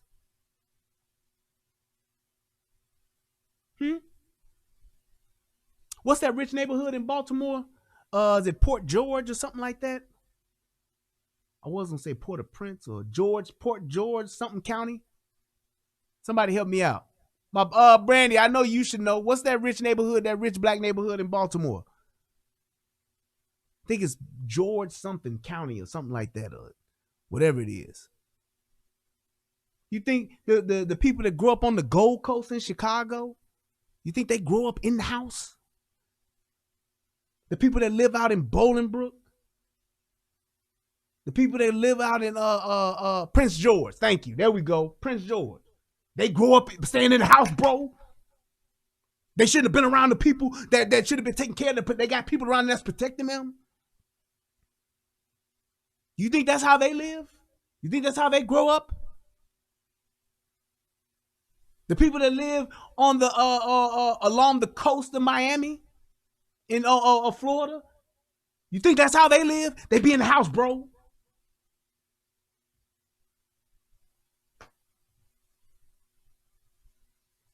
They don't live like that. We have made it to where we think that's the way to live. Right, Baldwin Hills. You think that's where they grew up in the house, bro? But because of his environment, that's what he think it is. because he's just trying to survive it. He don't have no concept of even understanding, bro, there are places where you can go and you can be out. Hell, even in Chicago, you can go downtown to Cabrini Green right now. Cabrini Green used to be one of the most violent neighborhoods in the goddamn country. You go down there right now, you're going to see people sitting outside, walking their dogs, drinking fucking lattes on their laptops and shit, walking up and down the street. Ain't nobody saying shit or doing shit to them. He's in survival mode. He's right now suffering from PTSD. He's blaming himself for what happened to his brother, and his brother was simply a victim of the environment that they're in. That's one of the things that I was talking about, to where he doesn't understand that. He doesn't even understand. It's the mentality that he's in because of the environment that he's in. He don't even understand that where you at, bro, that ain't life. You are living. That's why when people talked about calling Chicago Chirac and all that shit was so fucking true, because it was literally like a fucking war zone. Literally like a war zone. You are at war. That's why when soldiers got PTSD, all of these young boys in these schools, they got PTSD. They not just, he just got ADHD. He just needs to sit down and get on his books and study. If he studied, then he can get up. No. I see my friend get killed. I see my brother get killed. I saw my cousin get killed. I just buried my uncle. My other uncle just died. They seeing that. See, people don't realize that when niggas die in the neighborhood, it ain't just I saw it on the news. That's how I found out. No, you hear yelling and screaming and a bunch of motherfuckers hollering and shit, and you go and you look outside and you look to see who the fuck it was that got shot, and it's your fucking uncle. Or it's your daddy. You see that. That's the shit that people don't understand. It's like, it's terrible that it happens. But when you right there and you see it happen, that shit don't leave you. When you walk up and you see that dead body taking his last breath, see, that's the shit y'all motherfuckers don't know about. Y'all watching TV and watching motherfucking CSI Miami and shit like that. Y'all don't know what it's like to see a motherfucker laying on the street taking his last breath, doing that, that death moan.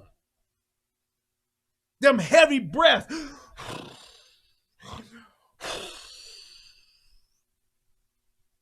Y'all used to seeing the shit on TV where they be like,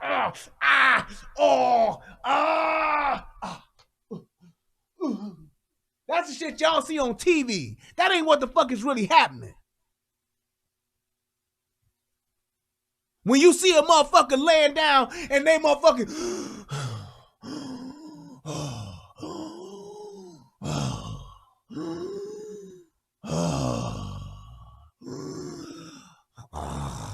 right, that gurgle. Y'all don't know what the fuck that shit sound like, cause you ain't never seen that shit. The only shit you seen on TV is the shit you see on TV, the shit you see on the movies. That's all y'all niggas know.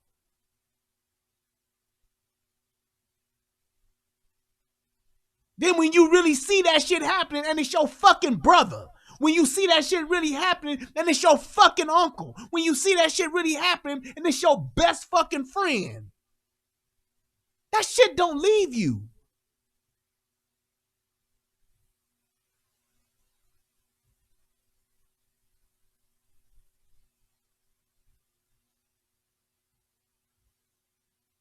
So when you talking about the motherfucking hood and what's going on in the hood, that's the shit that's going on, and motherfuckers don't realize this is the motherfucking environment we in, and we ain't motherfucking changing this shit.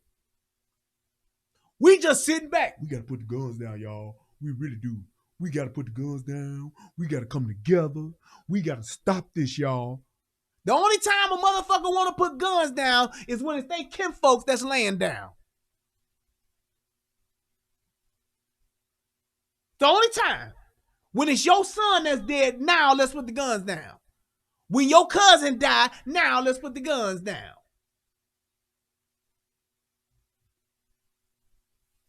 Other than that, man, it's how it is in the hood, man. It's crazy like this, man. It's just fucking crazy, man. Then the minute you show up with the police and say, hey, what happened? I don't know, bro. I don't know, man. Don't ask me, man. Don't ask me, bro. I don't know, man. Shit. I don't know nothing. I ain't seen nothing. Because I know that stitches get stitches. Then you be the first motherfucker to turn around and be like, police don't care nothing about us. Don't nobody care nothing about us. The government don't care nothing about us. The white man don't care nothing about us. Everybody hate us. They all got it in for us. They doing us in. We doing us in. It's like, motherfucker, you ain't helping yourself. Y'all know the motherfuckers that's doing the fuck shit in your neighborhood. Y'all know the motherfuckers that's doing the fuck shit on y'all block. Y'all know the motherfuckers that's doing the fuck shit upstairs from you, downstairs from you, next door from you, across the street from you. Y'all know it. And you don't say shit. I don't know, bro. That ain't got nothing to do with me, bro. I'm in the house. That's what I'm doing. I'm in the house. I gotta go up in the house. Then when your ass outside, and it's your kinfolk white sheet out there, now it's how come we can't fix this, y'all? Shit is crazy, man. This dude don't even realize how fucked up of a situation he's living in. He's just dealing with what's in front of him on a day-to-day basis. That's all I'm saying. And he don't even know it because he's so used to it. That's where my little brother should have been at. But no, I was too busy about making money with my punk ass dad, nigga, in the restaurant, nigga, saying fuck little bro, nigga. I'm too busy about answering my phone, too busy about worrying about you hoes, my nigga. Y'all parents be having the game fucked up, bro. It don't be nobody else's fault that y'all kids die, but y'all, bro. Really look at the root of the problem of why your kid just died. What was your child into? What did your child do? Why did someone kill your child? What the fuck did your child do to make someone shoot them? What the fuck happened? Guess what it is? And here's the thing. Here's why I say he's right. He's making a hell of a point here. Because we don't know what our kids are doing. We just know they outside. We don't know where our kids are going. We just know they ain't in our hair. You see your kid who ain't got no job show up with Jordans. Show up with Gucci. Show up with a box Chevy. And don't say shit. Wait, what did he say? God damn it, I missed it. I saw part of it. He said, what is it? We don't want to confront shit until it hits home. No, that ain't what he said. I saw something else. I missed it. Somebody said something about where does it come from? I think that's what I saw somewhere. Or how did we get like this? Who created the environment? Who created the environment? I'll tell you who created the environment. You ain't gonna like my answer. We created the environment.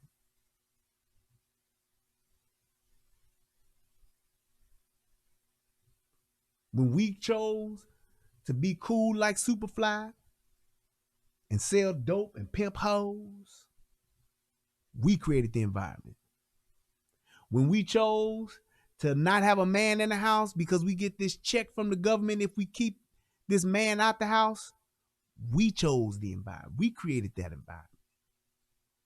When we started having baby after baby after baby after baby by nigga after nigga after nigga after nigga, and let them kids grow up wild as hell, we created the environment.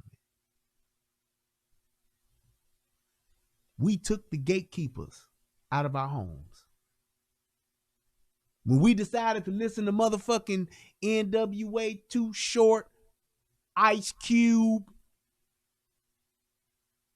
when we decided to do that shit, we created the environment.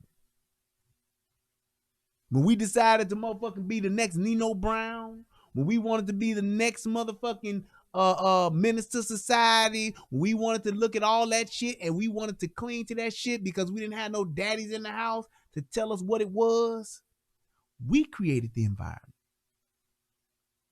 Because here's the reason why.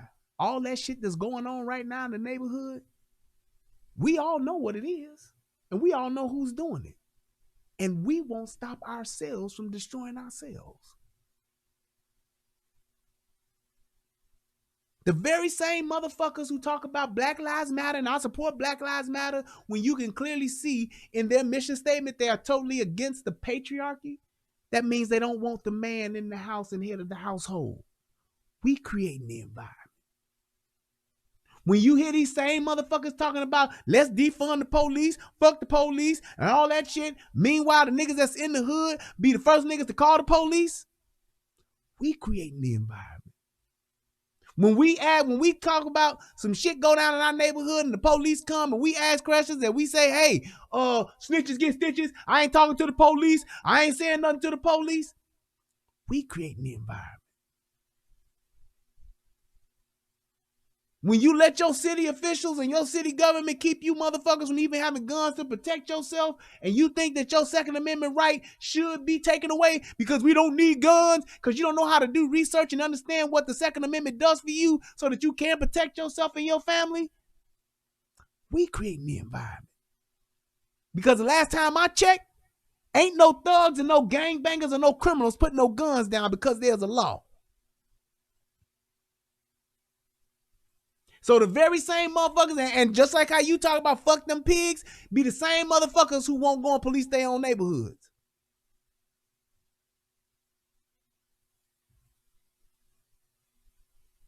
Same motherfuckers won't go do it.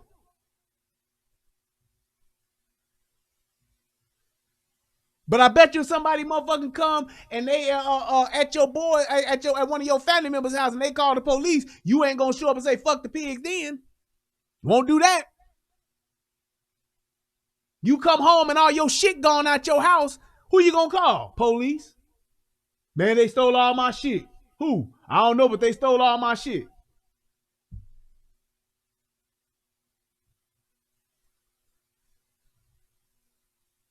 We love to talk shit about the police, about the people who at least are attempting to hold the line. We love to talk shit about them, but we ain't holding the line ourselves. You can't call the insurance company without a report, homeboy. Get your facts straight. You just don't call the insurance and say, hey, they stole my shit. Because the first thing the insurance company's going to say, where's your police report, sir? With your detailed items of stolen, with your detailed list of stolen items. See, you ain't never had your shit broken into and stolen before. They broke into our crib twice. And stole all our shit. But thank God I had a daddy.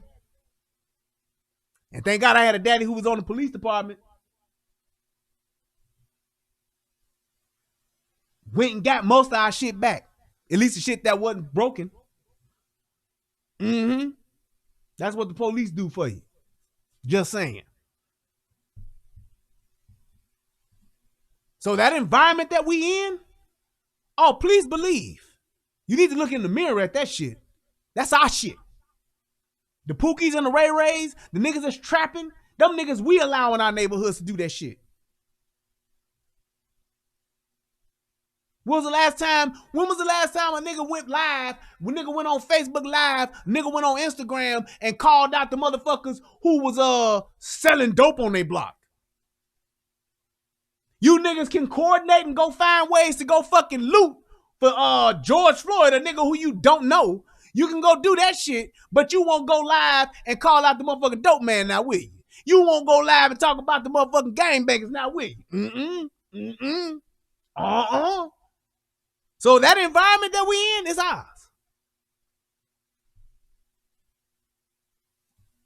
Y'all kids be out here robbing niggas. Yeah. They be out here robbing niggas. Yeah, they be turning on their best friends, snaking motherfuckers. Yeah, y'all little sons out here be shicey as a bitch.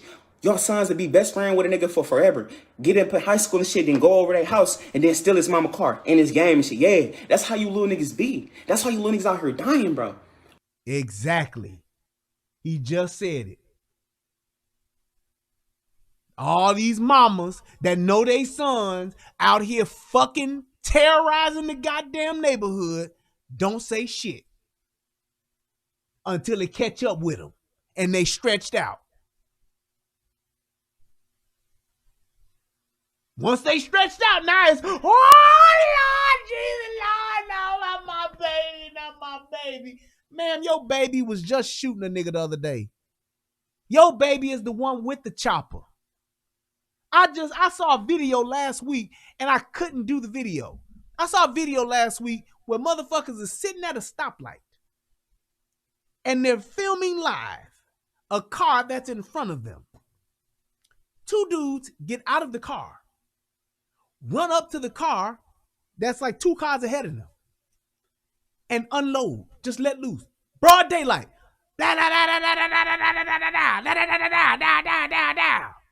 Running back to the car, dumb motherfucker had a cheap ass gun, dropped the magazine, the drum out of it. Drum fell out of it. Oh, goofy Lord don't know what the fuck he doing. Right there in Chicago, I believe it was on Stony Island. Just shot the motherfucking car. Well, 87. It was on 87th Street. Shot the motherfucking car up. And I couldn't do a story on it. I couldn't do a show on it because I said, I can't point out nothing of real value in this shit. So I would just be perpetuating the fucking violence. But I just shook my head. I said, see? But that'll be the same two little niggas that'll get killed 2 weeks from now, and they'll be the best kids ever, but they mamas ain't talking about that shit there that they doing. Broad daylight, you run up on a car, airing it out. For what? He fucked your girl. He said your girl was a bitch. He was fighting he shot at your boy last week. He killed your cousin.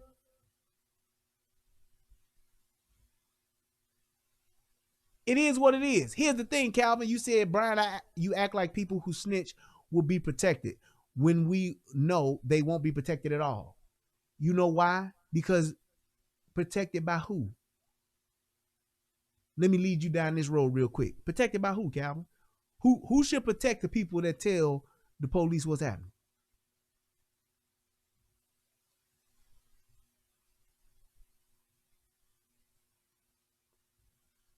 So motherfuckers come on my block right now and shoot. You say the police. That is not their job, sir. That is not their job. The job of the police is not to protect those who snitch.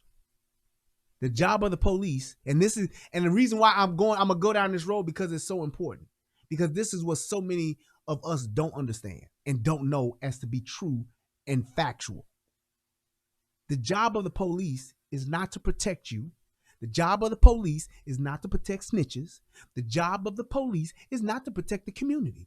The job of the police is to enforce the law. That's it.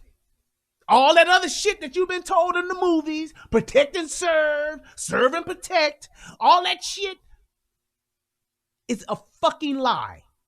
The law states that the police officer's job is to enforce the law. You break the law, it's my job as a police officer to come lock your ass up and take you before the court.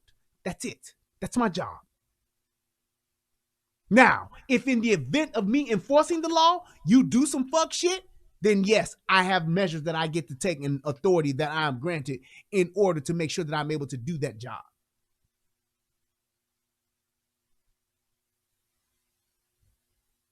Your job, the protection of yourself and the protection of the community, the protection of your home, the protection of your family, you know whose job that is? It's yours, Calvin. It's yours, Chris Thomas. It's yours, War Torn. Couture Love. It's yours, Cortez Smith. It's yours, Money Marcus. It's yours, Jacko High. It's yours, Brandy Kendall. It's yours, Michael Morton. It's yours, Healing Within. It's yours, Blexit, The Community. It's yours, NPC I'm Not. It's yours, Cut the Crap. It's yours, Lion Tribe 79. It's yours, CJ Gunn. It's yours, Tate Ashley. It's your job to protect your life. It's your job to protect your family. It's your job to protect your property. And I've been saying that since I've been on this motherfucker. Not just tonight. But there's so many people that don't understand that concept right there. Because if they did, they would be so pro 2A that they would be voting for and voting against any motherfucker that encroached on that shit. So when you have a motherfucker like Joe Biden telling you, buy a shotgun. Fuck I'm gonna do with a shotgun with 6 niggas coming into my house? Fuck I'm gonna do with that? You could fight all 6 niggas. Nigga, you could fucking lie. When you got a motherfucker like Buttigieg talking about, you goddamn right we're gonna take your guns. I mean, not Buttigieg, but Beto O'Rourke. You goddamn right we're gonna take your guns. That's a motherfucker who's telling you, I don't give a shit about you. Figure it out on your own, fucker. I want you to be beholden to me. I want to make you totally dependent upon me. That means I want you to be my slave.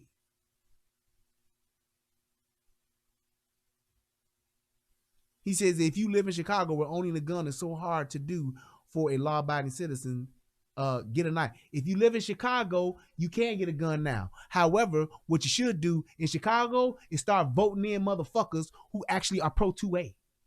But see, all them liberal motherfuckers in Chicago, they done put themselves in the situation that they in. You know who's responsible for the motherfuckers in Chicago situation right now? The motherfuckers in Chicago. The motherfuckers who voted for just think about it like this. The motherfucking, all the shit that's been going on in Chicago, all the motherfuckers that's been dying in Chicago for the past motherfucking 15, 20 years, them motherfuckers got together when it was time to vote. Instead of voting for a motherfucking black businessman, Willie Wilson, thank you.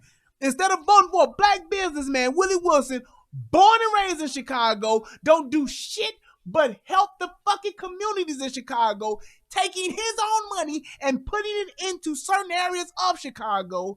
You know what they said? Fuck voting for him because he don't speak good enough. And they voted for a black female lesbian who ain't even from Chicago, who lived elsewhere and recently came to the city talking about, oh yeah, I'm in Chicago now.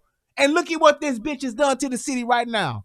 A motherfucker told me Chicago right now is like Gotham without Batman. Exactly. Like Gotham without Batman right now. But this is what y'all voted for. This is what y'all wanted. Because you wanted to be, you got that identity politics going.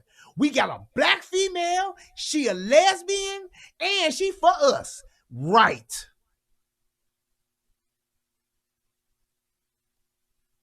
Ain't doing shit for y'all, ain't doing shit for the city, but running it into the ground. But y'all created that. So when you ask the question, who created the environment? You niggas did. There's no reason y'all shouldn't have voted for Willie Wilson. He was the best candidate, and he was the one of the motherfuckers that truly love Chicago. But you know why you didn't vote for him? Because you motherfuckers don't love, don't respect, and don't have any type of reverence for men.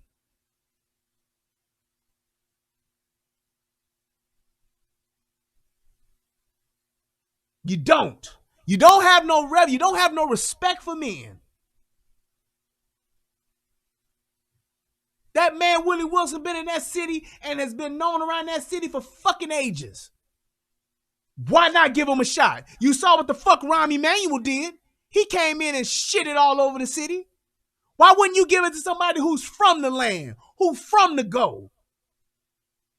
It take a certain type of motherfucker to run that city. You got to be from that city and know that city in order to be able to run that city, because you got to have love for it. Y'all put a trashy ass bitch in office who had no fucking history, who had no motherfucking track record, who didn't know shit about running a fucking city, let alone the third largest city in the fucking country. Y'all put that bitch in office because she was black and a fucking female. and she like eating pussy. And I don't even think the bitch is a real gay woman because she can't even fucking dress. Bitch buying off the rack and making $270,000 a year. What? Bitch making $270,000 and can't get a fucking lineup at a barbershop the correct way. What? It's a goddamn shame. But you got what you asked for. Just like with this motherfucker Biden. Same thing. Y'all motherfuckers voted for that shit because you thought it was the thing it looked good. You motherfuckers wanted Hillary Clinton because it looked good. You motherfuckers wanted motherfucking Biden and fucking Harris. Two motherfuckers who were actual enemies. One motherfucker who has been a proven fucking racist since the fucking dawn of time, and over 50 years of politics ain't never done shit for niggas, but you niggas loved them because you niggas was drinking the Kool-Aid. Then you got a fucking horrible vice president who came along, who didn't like Trump, said this nigga did commit them motherfucking crimes against women and believed the women over his ass, said he did do that fuck shit that he did when you had the same motherfuckers going at it, and now they on the same team and you motherfuckers voted for them. And still ain't did shit for niggas. Y'all do realize that this motherfucker, since they've been in office these, 6 months? They done wrote motherfucking, they done put into legislation, actual legislation. They've signed executive orders and all that shit for gays and for Asians. Where the niggas at? Where the niggas reside? Where the niggas reside? Where the niggas reside? Y'all tell me that. And why niggas ain't saying nothing? Oh, but you bitches got on pearls and chucks. Ain't did shit for niggas. The same motherfuckers, y'all motherfuckers was ready to string, y'all was ready to lynch Ice Cube without the lynch mob. Y'all was ready to lynch Ice Cube because he went and talked to motherfucking Donald Trump. And then he went to go talk to Biden and Harris. What they tell him? Oh, after the election, we'll take care of you. Y'all ain't heard Cube say shit about them, has he? And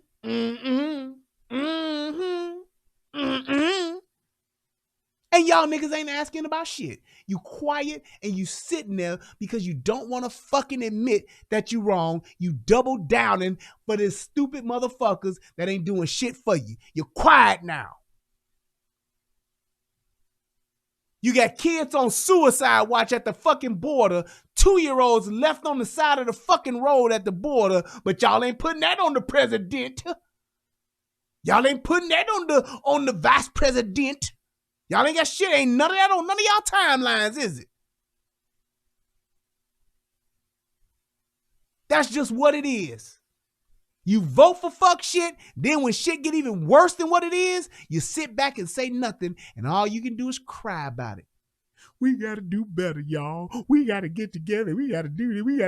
We gotta pray for our president. We gotta pray. That's what y'all motherfuckers want to do. After they done fucked y'all over and told you to your face, essentially, fuck you. We'll get to you when we want to. Not when we can, when we wanna. Do y'all realize that it took a handful of Asians to die to get legislation passed on their behalf? It took for LGBTQ to just show the fuck up to get legislation passed for their ass.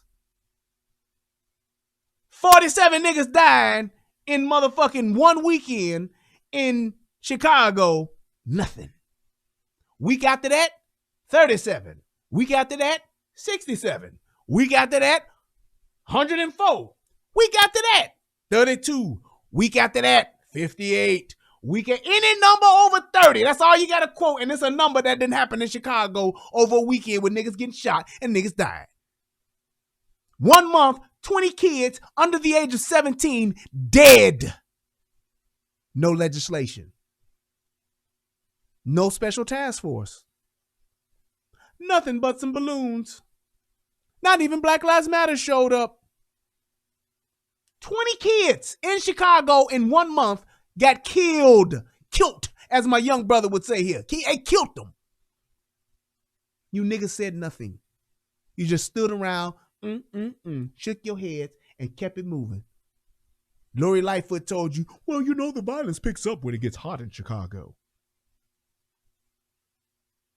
You wait till Shoot 'em Up weekend come up this week. Watch how many niggas get shot this weekend coming up 4th of July. All the fireworks is going to be going on. There's going to be some fireworks. You just watch.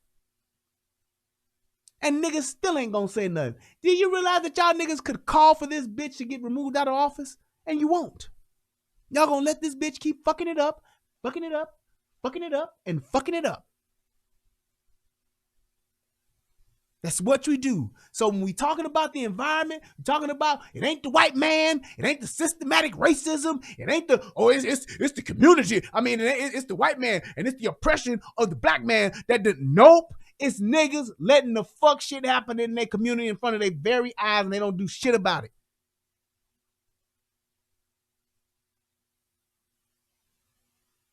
All the player niggas getting killed by you little dumbass niggas, bro. And you little dumbass niggas doing the killing because y'all parents ain't got no control over y'all. And then y'all parents that's losing y'all kids, y'all coming at niggas like, oh, y'all this, y'all. No, it's you. That's your This nigga Money Market said, relationship rehab. You know the CIA is behind all the gun violence in Chicago. Let me tell you something. If the CIA is capable enough to get a bunch of niggas to kill each other every motherfucking weekend and they keep doing it, then so be it. We deserve it. We deserve it because we the only motherfuckers doing it.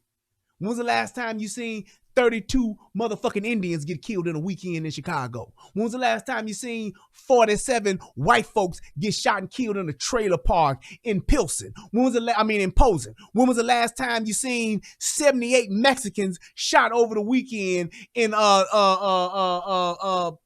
there by Cicero? When was the last time you seen it? When was the last time you seen that shit happen? When was the last time you seen motherfucking 58 Asians get shot in Chinatown over the weekend in Chicago? You ain't. So while the CIA is only focused on the niggas in the hood and the niggas in the hood ain't figured out, hey, CIA only telling us to shoot each other. Why are we doing this?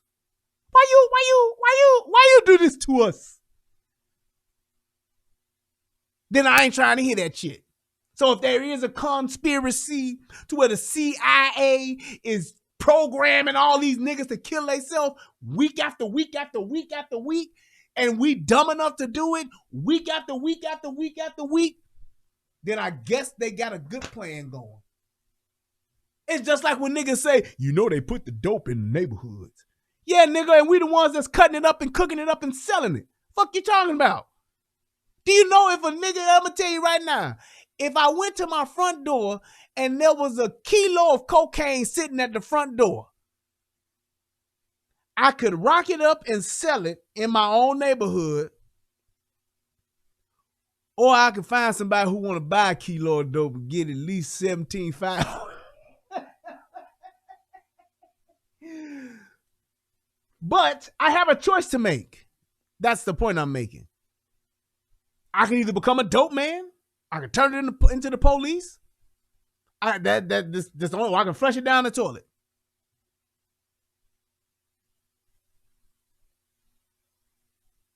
So it's like, what are we talking about here? If we know that this conspiracy is true, why are we following it? You know, they say, do y'all remember back in maybe the late 90s, early 2000s when niggas said, don't drink Snapple because it's shit in there to sterilize black folks? Do y'all remember that fuck shit that went down? My thing was this. Let's say if it was, how many niggas did you still see drinking Snapple?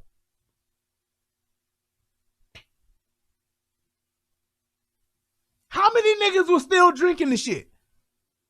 Niggas didn't stop. They was like, hey man, you know that Snapple got some shit in there to sterilize black. They put it in the community to sterilize black folk. And niggas was still like, shit, nigga, this apple kiwi, nigga. Fuck all about nigga.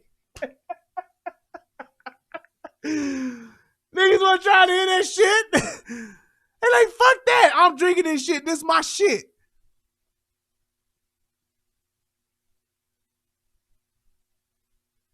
Just saying. So the conspiracy thing only goes so far, dude. It only goes so far. We are listening to the shit. We are watching this shit. We won't research shit. We can go live on our phones. Then goddamn it, we can go and research some shit that's going on in our community. We can go find out some information. If we can spend all day on our phone doing this shit, niggas ain't at work. Niggas still getting this motherfucking, this unemployment money. So niggas is at home. Your responsibility. There's no fucking way down on Water Street, my nigga. Motherfuckers that's under 21 should be on Water Street. Why? I went down to Water Street, my nigga. It's plenty motherfuckers 16, 17. What you doing out here, little bro? Shit, cooling, woo party. You can't even get in none down here. You can't even get in none down here. Y'all should know where your children are at all times. At all times, nigga. Just like you gonna know where your car at. Just like you gonna know where anything else at. That be you parents' problem. Y'all be want to kick it with y'all kids. Y'all be want to play with y'all kids and all that shit and kick it and have fun with them. But y'all ain't trying to be no parents. You got your son killed. You know how you got your son killed? Because you ain't leading your son to the right path. You ain't on your son ass enough. You don't know where your son at. You probably the type of bitch that talk so much, that run your motherfucking mouth so much, that ran his daddy away. Oh, wait. Or his dad dead, too. So he just followed after his dad's footsteps. And you know fucking why? Because it be bitches like y'all that don't know what the fuck really going on. Y'all don't know what the fuck y'all kids out here doing. Y'all don't know what they into. Y'all don't know who they out here crossing. But then, and who else don't know? You know what I'm saying? Y'all try to come at a nigga like me. No, I ain't never did nothing, nigga. Brian, nigga Lorenzo, my little brother, any little nigga I been around, nigga, on my mama, nigga. Mari, Buddha, Ike, nigga, who else? Jalen, anybody, nigga, Cuddy, you know, nigga, everybody we grew up with around Craig area, nigga, all them little niggas on their ass, because guess what? You gotta know. How many suburban kids name off dead family members and dead friends like that? How many Asian kids would just run off a bunch of dead family and friends like that? How many Indian kids will run off their dead friends like that?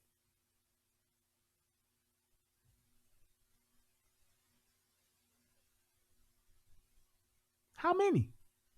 How many lives do you see of those groups of people from those backgrounds run off their dead friends like that? Slim to none, right? The problem is, well, not the problem, but the common denominator in those three groups, they all have fathers in the homes. The majority of them have fathers in the homes. The majority of them have families intact. Asians are probably number one. The Indians are probably number two. I'm talking about the dot people, the red dot guys. They don't believe in having children without husbands. The women don't believe in having children without husbands. Not baby daddies. Angela, they're not telling the men to wear rubber. They're being sexually responsible.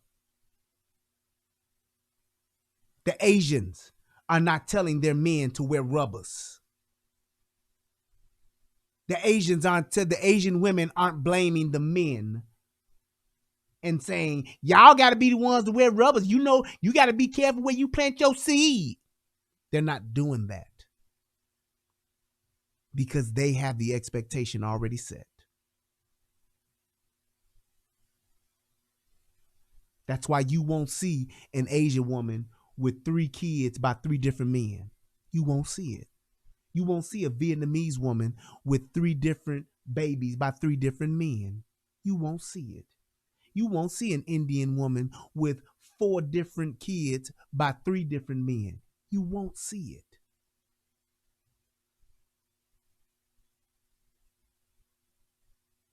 They understand how important family is. They understand how important men are. They get it. And that's why they're winning. That's exactly why they're winning. Now, go look the statistics up on that.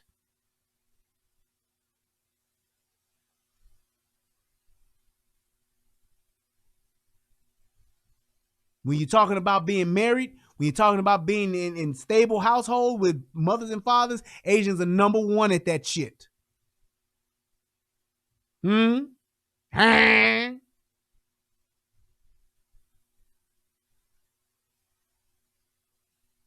That's the point. They kids ain't on live naming off the friends that done got killed, 7, 8 friends that done died, got killed in their own neighborhood. You don't see in the newspaper when you see the weekend roll up of the death tolls or the people that done got shot. You don't see 45 people shot in Chinatown in Chicago. You don't see it.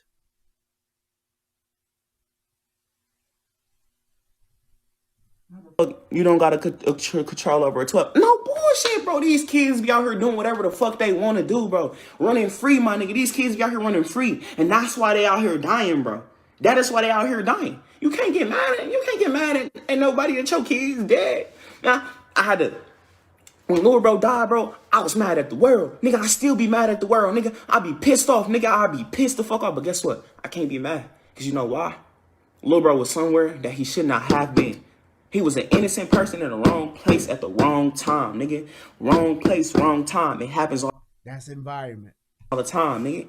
It happens. Y'all be thinking y'all kids be so innocent. Oh, my baby, my baby so innocent. My baby so woo, my baby this, my baby. No, your kids are in some shit.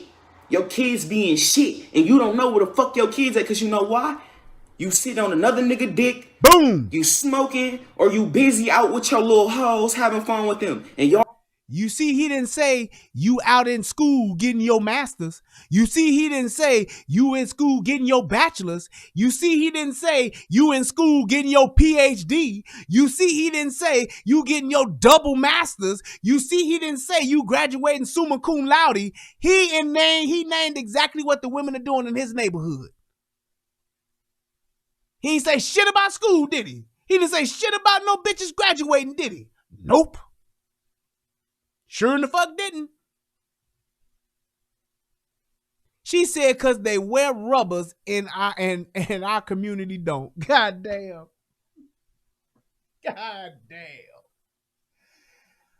Oh my God. Oh my God. Oh my God. Look, Angela, I can already tell that you're a single mama and I don't know how many kids you got, but you can't be married and you can't have a husband. And I'm going to bet and say it because you're making excuses for everybody but who?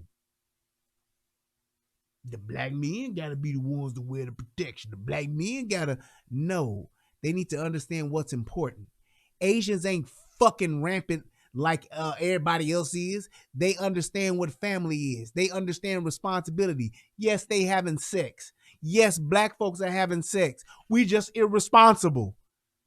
It ain't about wearing a rubber. It's about not having 6 dicks a year.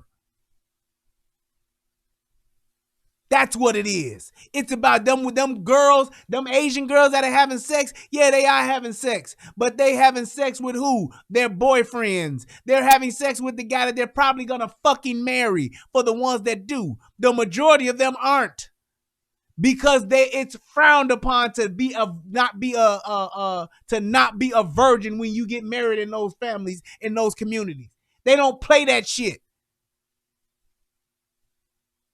The lady who used to do my pedicures up in Michigan, shout out to Sammy. She explained to me how they do it and the Vietnamese do it. You can date, but you have to date with the family. You ain't never alone with the boys, and the girls ain't never left alone. They come over to the house and they court and they hang out, but they're there with the entire family. Cooking in the kitchen, sitting in the living room, watching TV. That's how they court and they date. Then when they are going to get married, then their families come together and they set them up. That's what they do. She said, you said Asian girls don't have sex. They have the massage parlors. All right, now you just being stupid. Okay. They have the massage parlors. So that's where all of so you're gonna be this is the let me go ahead and use you real quick. So now you're gonna be stupid enough to say, and I'm calling you stupid on purpose. You're gonna be stupid enough to say that that's all that Asian girls do is work in massage parlors. Fuck the nail salons, fuck the businesses, fuck the restaurants, fuck the cleaners, fuck all of the business that they have in their own communities. And you know why you saying that stupid shit? It's because you ain't never been in their community. And you don't see how their communities are ran. You don't see that how everything in their community is ran and owned by them. They own the grocery store. They own the hair salon. They own the restaurants. They own the clothing stores. They own everything in their neighborhood. That goes to show me that you're not informed and you're just talking shit. See, I've been in those areas. I've been in those communities. I know people in those areas. I know how it goes. But you don't, because you just talking and saying they have massage parlors. Well, I tell you what, the black neighborhoods get hoes on the streets. So I guess that's all what they doing. Pimping. Shit finna go a little different around here. We pimping, nigga. No serenading, no celebrating them hoes. No Juliet, no Romeo with no dough. Shit finna go a little different around here. We pimping, nigga. That's exactly what you're saying. By your logic, shout out to my boy Tommy. And by what you're saying, then hey, all we got is motherfucking crackheads and motherfucking bitches walking the street fucking because there's hoes out here. These hoes is out here for the streets. That's what they doing. So they not in college. They not graduating from college. They out here fucking because they walking the streets because there's hoes on the streets. Jesus Christ. I hate trying to explain to people who are just misinformed, and that's okay to be misinformed, but when you misinformed and you actually are just saying whatever the fuck you're saying because you're trying to save face instead of acknowledging a fact, it's defeating the purpose. And it goes against having the conversation for progress. You just want to go back and forth. There it is. You dogging your own community, but your advice is not yours. You think young people is going to stop having sex with sex everywhere. Laugh out loud. Have I not been saying sexual responsibility? You ain't going to acknowledge that though, will you? Nope. You saying I'm dogging my community. What does that mean? Because I'm pointing out the facts and the truth? Because I'm not uplifting all of this stuff, no matter what they do, good or bad. You got to uplift these people. No, that ain't how life works. Stop me when I'm lying. Other than that, let the truth be told and let the truth be known. Because that's what we deal with around here. My opinion and what I'm speaking on is supported by truth, facts, and logic. I'm not just saying shit to be saying shit to make you feel good. Because you in the situation. And just because you a single mama, I'm not concerned about you and how you feel and making you feel better. I'm trying to save somebody else who ain't did the dumb shit you've done already. I'm trying to help that 17-year-old kid that might just stumble upon this. I'm trying to help that kid, that young girl, to tell her, look, young lady, if by chance you do get pregnant, don't have no kid with no nigga that you ain't married to already. Fuck what he telling you. Go by what he's showing you. If he ain't walked you down no aisle, took you to no courthouse and put no ring on your finger, that nigga ain't marrying you. Plain and simple. So don't have his kid. Now, if you want to suck his dick or whatever, you want to fuck him until your pussy hurt, go right ahead. Just don't have a kid with this nigga.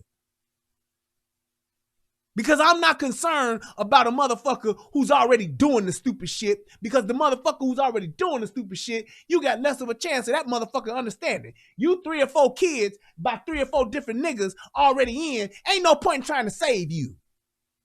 Because you already doing what you gonna do. And you gonna be the 45, 50-year-old bitch by herself in the tavern, drinking her Hennessy, going home with different niggas that come in there over the next few months until you can't go to the club no more.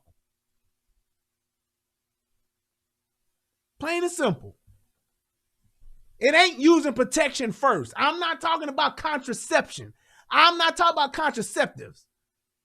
I'm talking about sexual responsibility. That means being sexually responsible as far as your choices you making. Not just saying, oh, I'm going to have a baby because I didn't get pregnant and I don't believe in abortion because I go to church on Christmas, Mother's Day, and Easter. Condoms break. Duh. I didn't use no condom because I'm allergic to latex. How many times you heard bitches saying that? He used the gentle lambskin and the lambskin broke because I'm allergic to latex. No, you ain't allergic to latex. You just allergic to a lot of niggas wearing latex fucking the shit out of you because your pussy swelling up. That's what you're allergic to. That's inflammation, not an allergy. Let me stop. Your friend kids doing the same shit your kids doing. Dumb shit. Out here fucking niggas shit up that work hard for that shit, nigga. I work hard for my car, nigga. I work hard for that car, nigga. The subs I put in my car, I work hard for that shit, nigga. I work hard for that shit, nigga. I broke my motherfucking fingers to the bone for that shit, nigga. And now it's gone, nigga. Guess what my car right now? In the motherfucking shop. Still need over thousands of dollars of work being done to it because y'all dumbass kids. Y'all can't watch y'all dumbass kids because y'all dumbass kids feel like I gotta get back or I need to have fun. I need to get some money. I need to... What? The kids shouldn't have to worry about shit, but going to school and getting good grades. How many kids in our hood can only do that? Can say that? How many 17, 18, 19-year-old kids you know that are at home saying, oh, I ain't got to worry about shit but going to school? Oh, I ain't got to worry about shit but going to school and just, staying out of trouble. That's all I got to worry about. No. My mom and them got everything. Nope. That's why you got these young girls out here stripping on the pole at 17, 16, 18, 19. That's why you got every time a motherfucking song come on, that's why you got a black bitch ready to twerk on anything. I saw that shit they had about Juneteenth, and I'm going to do a video about it. That shit they had about Juneteenth where the girls was twerking on the fucking ambulance going to motherfucking go to a gunshot victim, but they couldn't because it was niggas twerking on the fucking ambulance. I bet you those parents were fucking college graduates. Right. Do you understand that? We stopped an ambulance to twerk on it, even though the ambulance is on its way in our community to assist motherfucker that's been shot.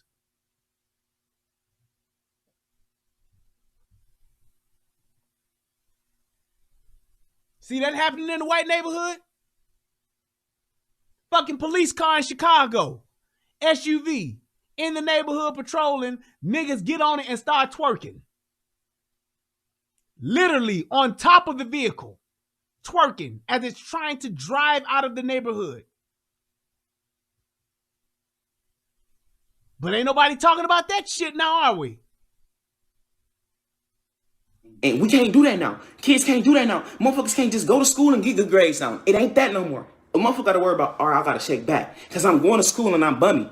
I'm going to school and I'm fucked up. I'm going to school and I stink. But you know why? Because the parents be on some other shit with the money that they get for the kids, my nigga. You see what I'm saying?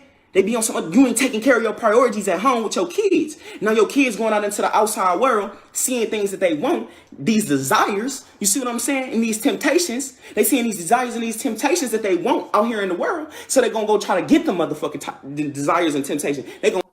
And here's the thing that I really like, here's what really makes me sad. Because this is, in my opinion, a young brother who has a lot of potential. And it's a shame that it's difficult for him, and you can see him struggling in just trying to articulate himself and find the right words.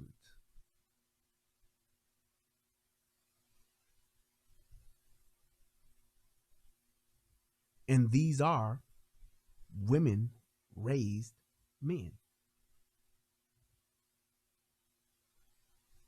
These are the men and the women that are raised predominantly by female-headed households.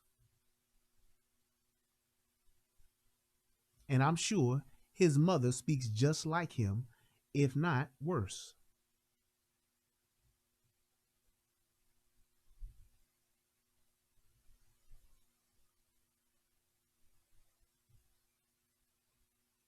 Angela, I'm going to say you probably one of the most ignorant, and I'm using that word correctly in the right context, one of the most ignorant people I've seen in my chat.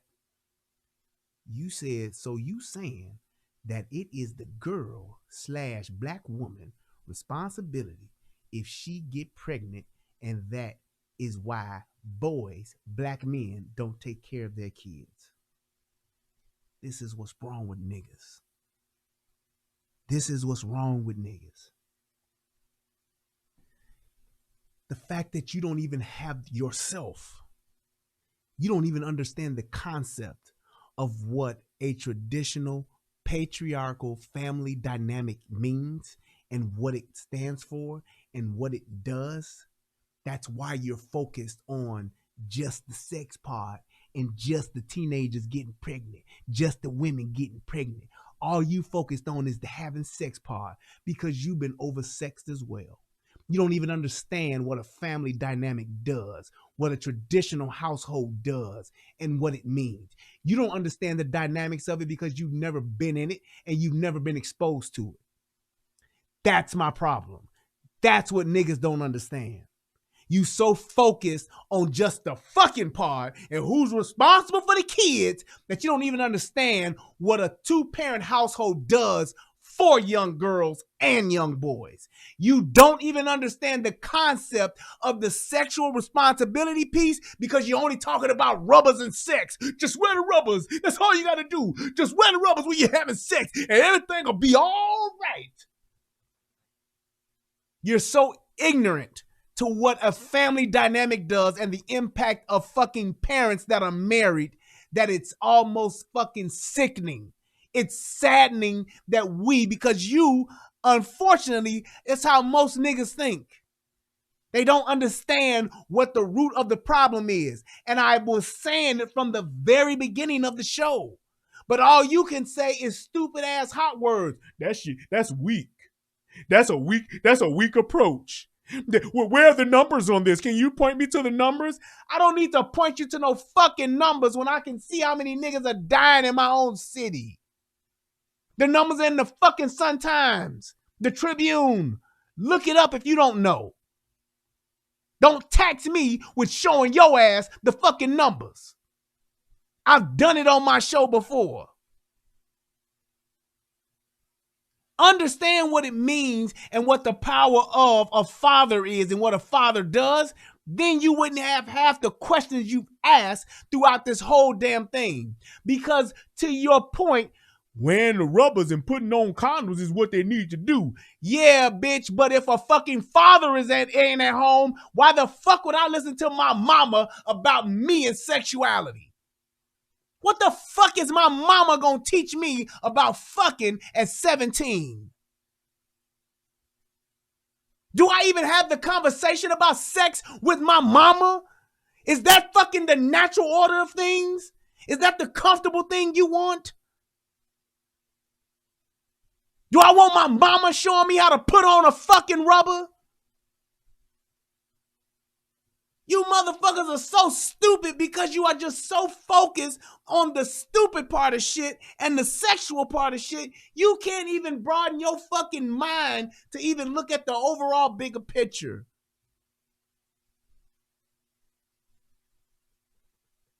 You don't even know what the fuck a traditional household is. You ain't never been married. That's why you just talking. But people date first. What the fuck does that have to do with anything? Jesus Christ. And it's like when I do shit like this, and this is why I didn't just do it, the whole, and like I said in the beginning, I didn't just do this show just to talk about this young man. I did this show to point out the whole fucking point of this shit is how important the family dynamic is. Then she says, dude, get out of your emotions. What is it that I'm saying that's emotional? I acknowledge my emotion of how saddened this is, I acknowledged my emotion of how sickening your stupidity is. I'm not in my emotions. I'm speaking passionately about some shit I know about, while all you can do is add stupid fucking one-liners to the conversation. And I have to stop because I have to use you and your stupidity, even though I really didn't want to, but I have to in order to make the point for the motherfuckers that think like your ass, which is abundant.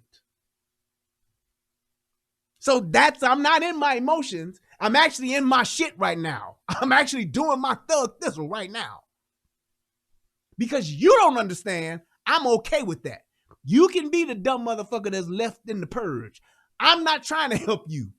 I'm trying to help those that will see this using you. You're a conduit. So shut the fuck up and be a conduit. My point is this. It's not about the here and now. It's about setting ourselves up for the future.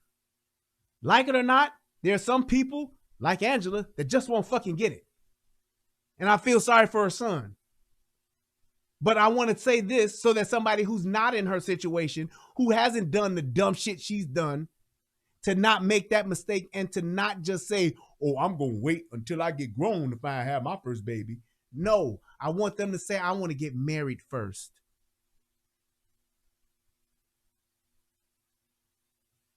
I want to find somebody who has a strong family dynamic, even though I'm from a broken family, because maybe that'll help balance me out.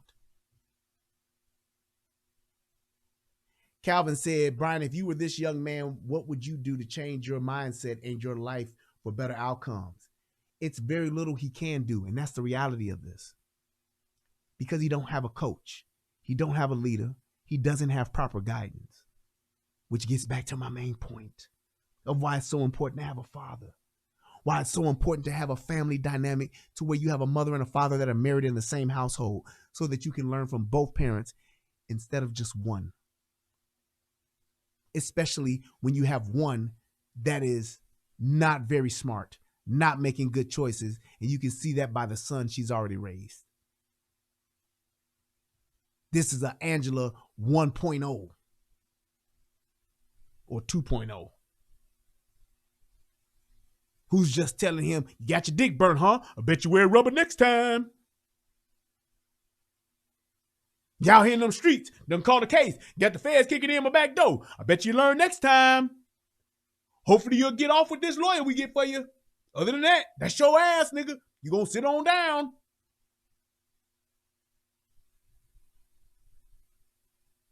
He talking about and that's my thing. He talking about he getting money, but he got a motherfucking case.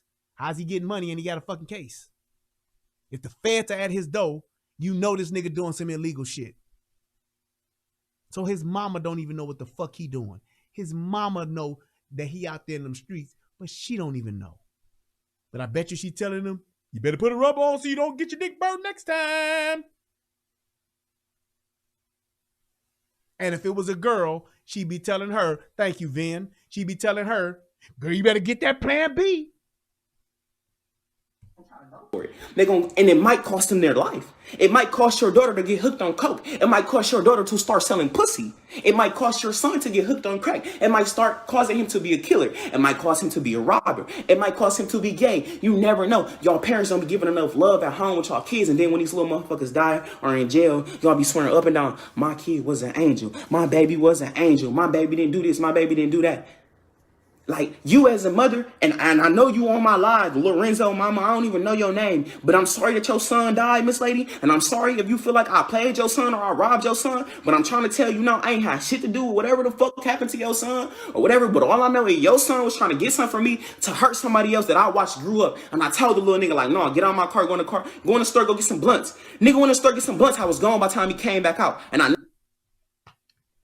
Let me go ahead and tell on this little nigga.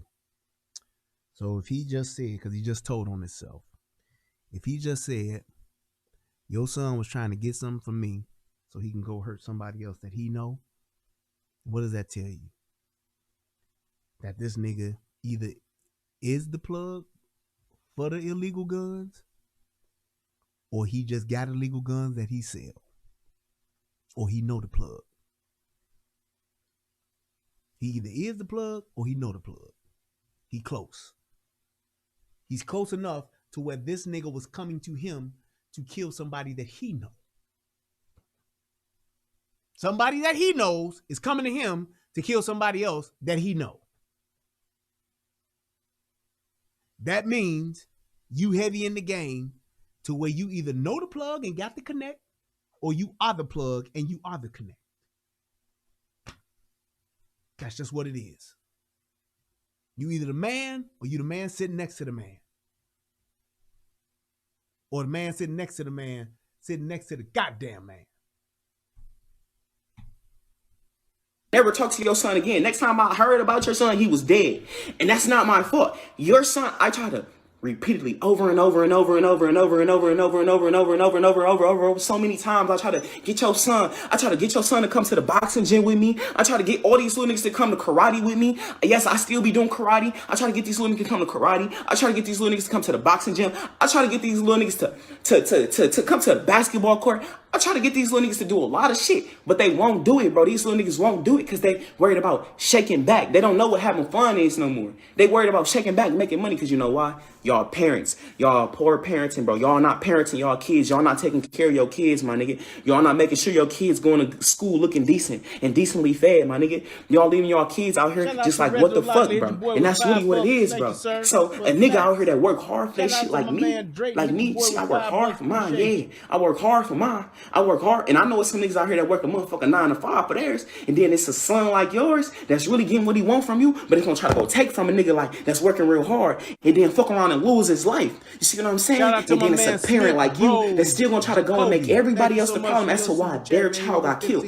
You ain't looking at the motherfucker that got killed. That's the problem. Y'all ain't looking at the motherfuckers that got killed, bro. Y'all looking at everybody else. Look at your motherfucking son. Your son got killed because of what the fuck he doing. It's whatever he into. It's whatever. Ain't nobody just gonna walk up and kill your son. I mean, granted, it is a little couple situations where, you know, wrong time, wrong situation, wrong person. But even those be like, shit, if your ass was in the house where the fuck you should have been at 10 o'clock at night, at 12 o'clock at night, shit, then this wouldn't have happened to you, my boy.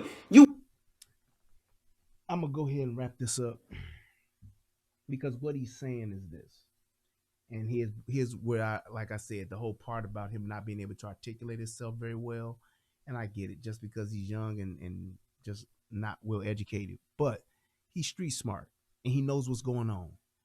Shout out to Deluxe 247. Thank you so much. I appreciate it. He's talking about being in the environment and what you would call collateral damage. Being just in the area. Wrong place, wrong time is what a lot of niggas in the hood say. People say you innocent and was just in the wrong place at the wrong time, or you was with the wrong people at the wrong time. It's like this. When you're out in the area, in the environment that is a high crime area, a lot of gun violence, warring gangs, whatever the case may be, you're gonna have innocent people get killed. That's their collateral damage. And this is why I said what I said about being in the hood, and you talking about who created the environment. We perpetuate whoever created the environment, however the environment got created. The only way it gets undone is by those who actually live in the environment and live in the neighborhood to actually change it. We have to be the ones to change the shit. And you have to be willing to die for what it is you believe in and what you love. I love my family. I will lay down my life for them. My legacy is everything. Everything. I go to the gun range because I want to be able to be prepared to where a fucking maggot won't be able to just take me out. I buy quality equipment so that I can protect myself and protect my family, and it won't fail on me out in the neighborhood, or when I'm out and about, or whenever the day come and I do gotta pull it. I'm not pulling out a fucking high point to C note to go to work with when I gotta protect my life and my family's life. That's the difference. So with all of this stuff that's going on in this kid's life, he doesn't even realize how damaged and how bad of a situation he's been put in from birth, which goes back to sexual responsibility and having a strong family dynamic. That's what's so important about this. If I want to leave you with anything, stop having kids that you can't afford. Stop having kids and being on welfare. Stop having kids by ain't shit niggas. Plain and simple. Be sexually responsible. Build a fucking relationship and have some expectations to actually build something, especially when you ain't got shit. I always say marriage is for broke people. You get two motherfuckers together that got a little bit of something, you can actually have something. That's all I'm saying. I want to give a shout out to everybody that tuned into the show. I hope that this helps somebody become a better version of themselves. I really do. I hope that people can watch this show and see this young man and see that where he's talking from and what he's talking about, it's a bigger picture. These kids that's out here on the streets, they are actually becoming victims to what we have actually perpetuated and fostered. Fatherless homes are the detriment to these communities, and they are the detriment to our people. And the only way to fix it, the answer is in the problem. Like Tommy always says, the answer's in the problem. You want to fix this? Stop having kids out of wedlock. Start having real fucking families. And keep these daddies in their homes. Not just in the kid's life. Not having 2 weekends out of the month. Not only having the summers. If you can't be with a man that you can raise a family with and live with and share your life with, fine. Just fuck him. Don't have a kid by him. You got a little young nigga that you know that got money because he's selling drugs. It's fast money. And it's going to be gone very quickly. Don't do it. Stop having kids for benefits and stop having kids with ain't shit niggas, ladies. Men, stop fucking these ain't shit bitches just because they got a fat ass. Because the price that you pay is your seed being stripped away from you, being around some other nigga that's gonna kill him, being around some other nigga that's gonna rape him, being around some other nigga that's gonna molest them, being around some other nigga that's gonna beat him. Think about your son and think about how you would feel if your son got molested by some other nigga that your baby mama done brought around and she done only known for 3 weeks. But he got 26s on the motherfucking Escalade, so she letting them fuck and letting them move in. Young men, think about your motherfucking daughter growing up in a house with another nigga that's looking at her now because she 14 and she got ass and titties now, and he looking at her as a younger version of the mama, and she motherfucking don't know it, but he trying to plot on her. What you would do? I'll kill that nigga. Yeah, well, you should want to kill that bitch. And you should want to kill yourself for having a kid with an ain't shit bitch. It's your job to protect your seed, man. The ones that are in your nuts and the ones that are on this planet.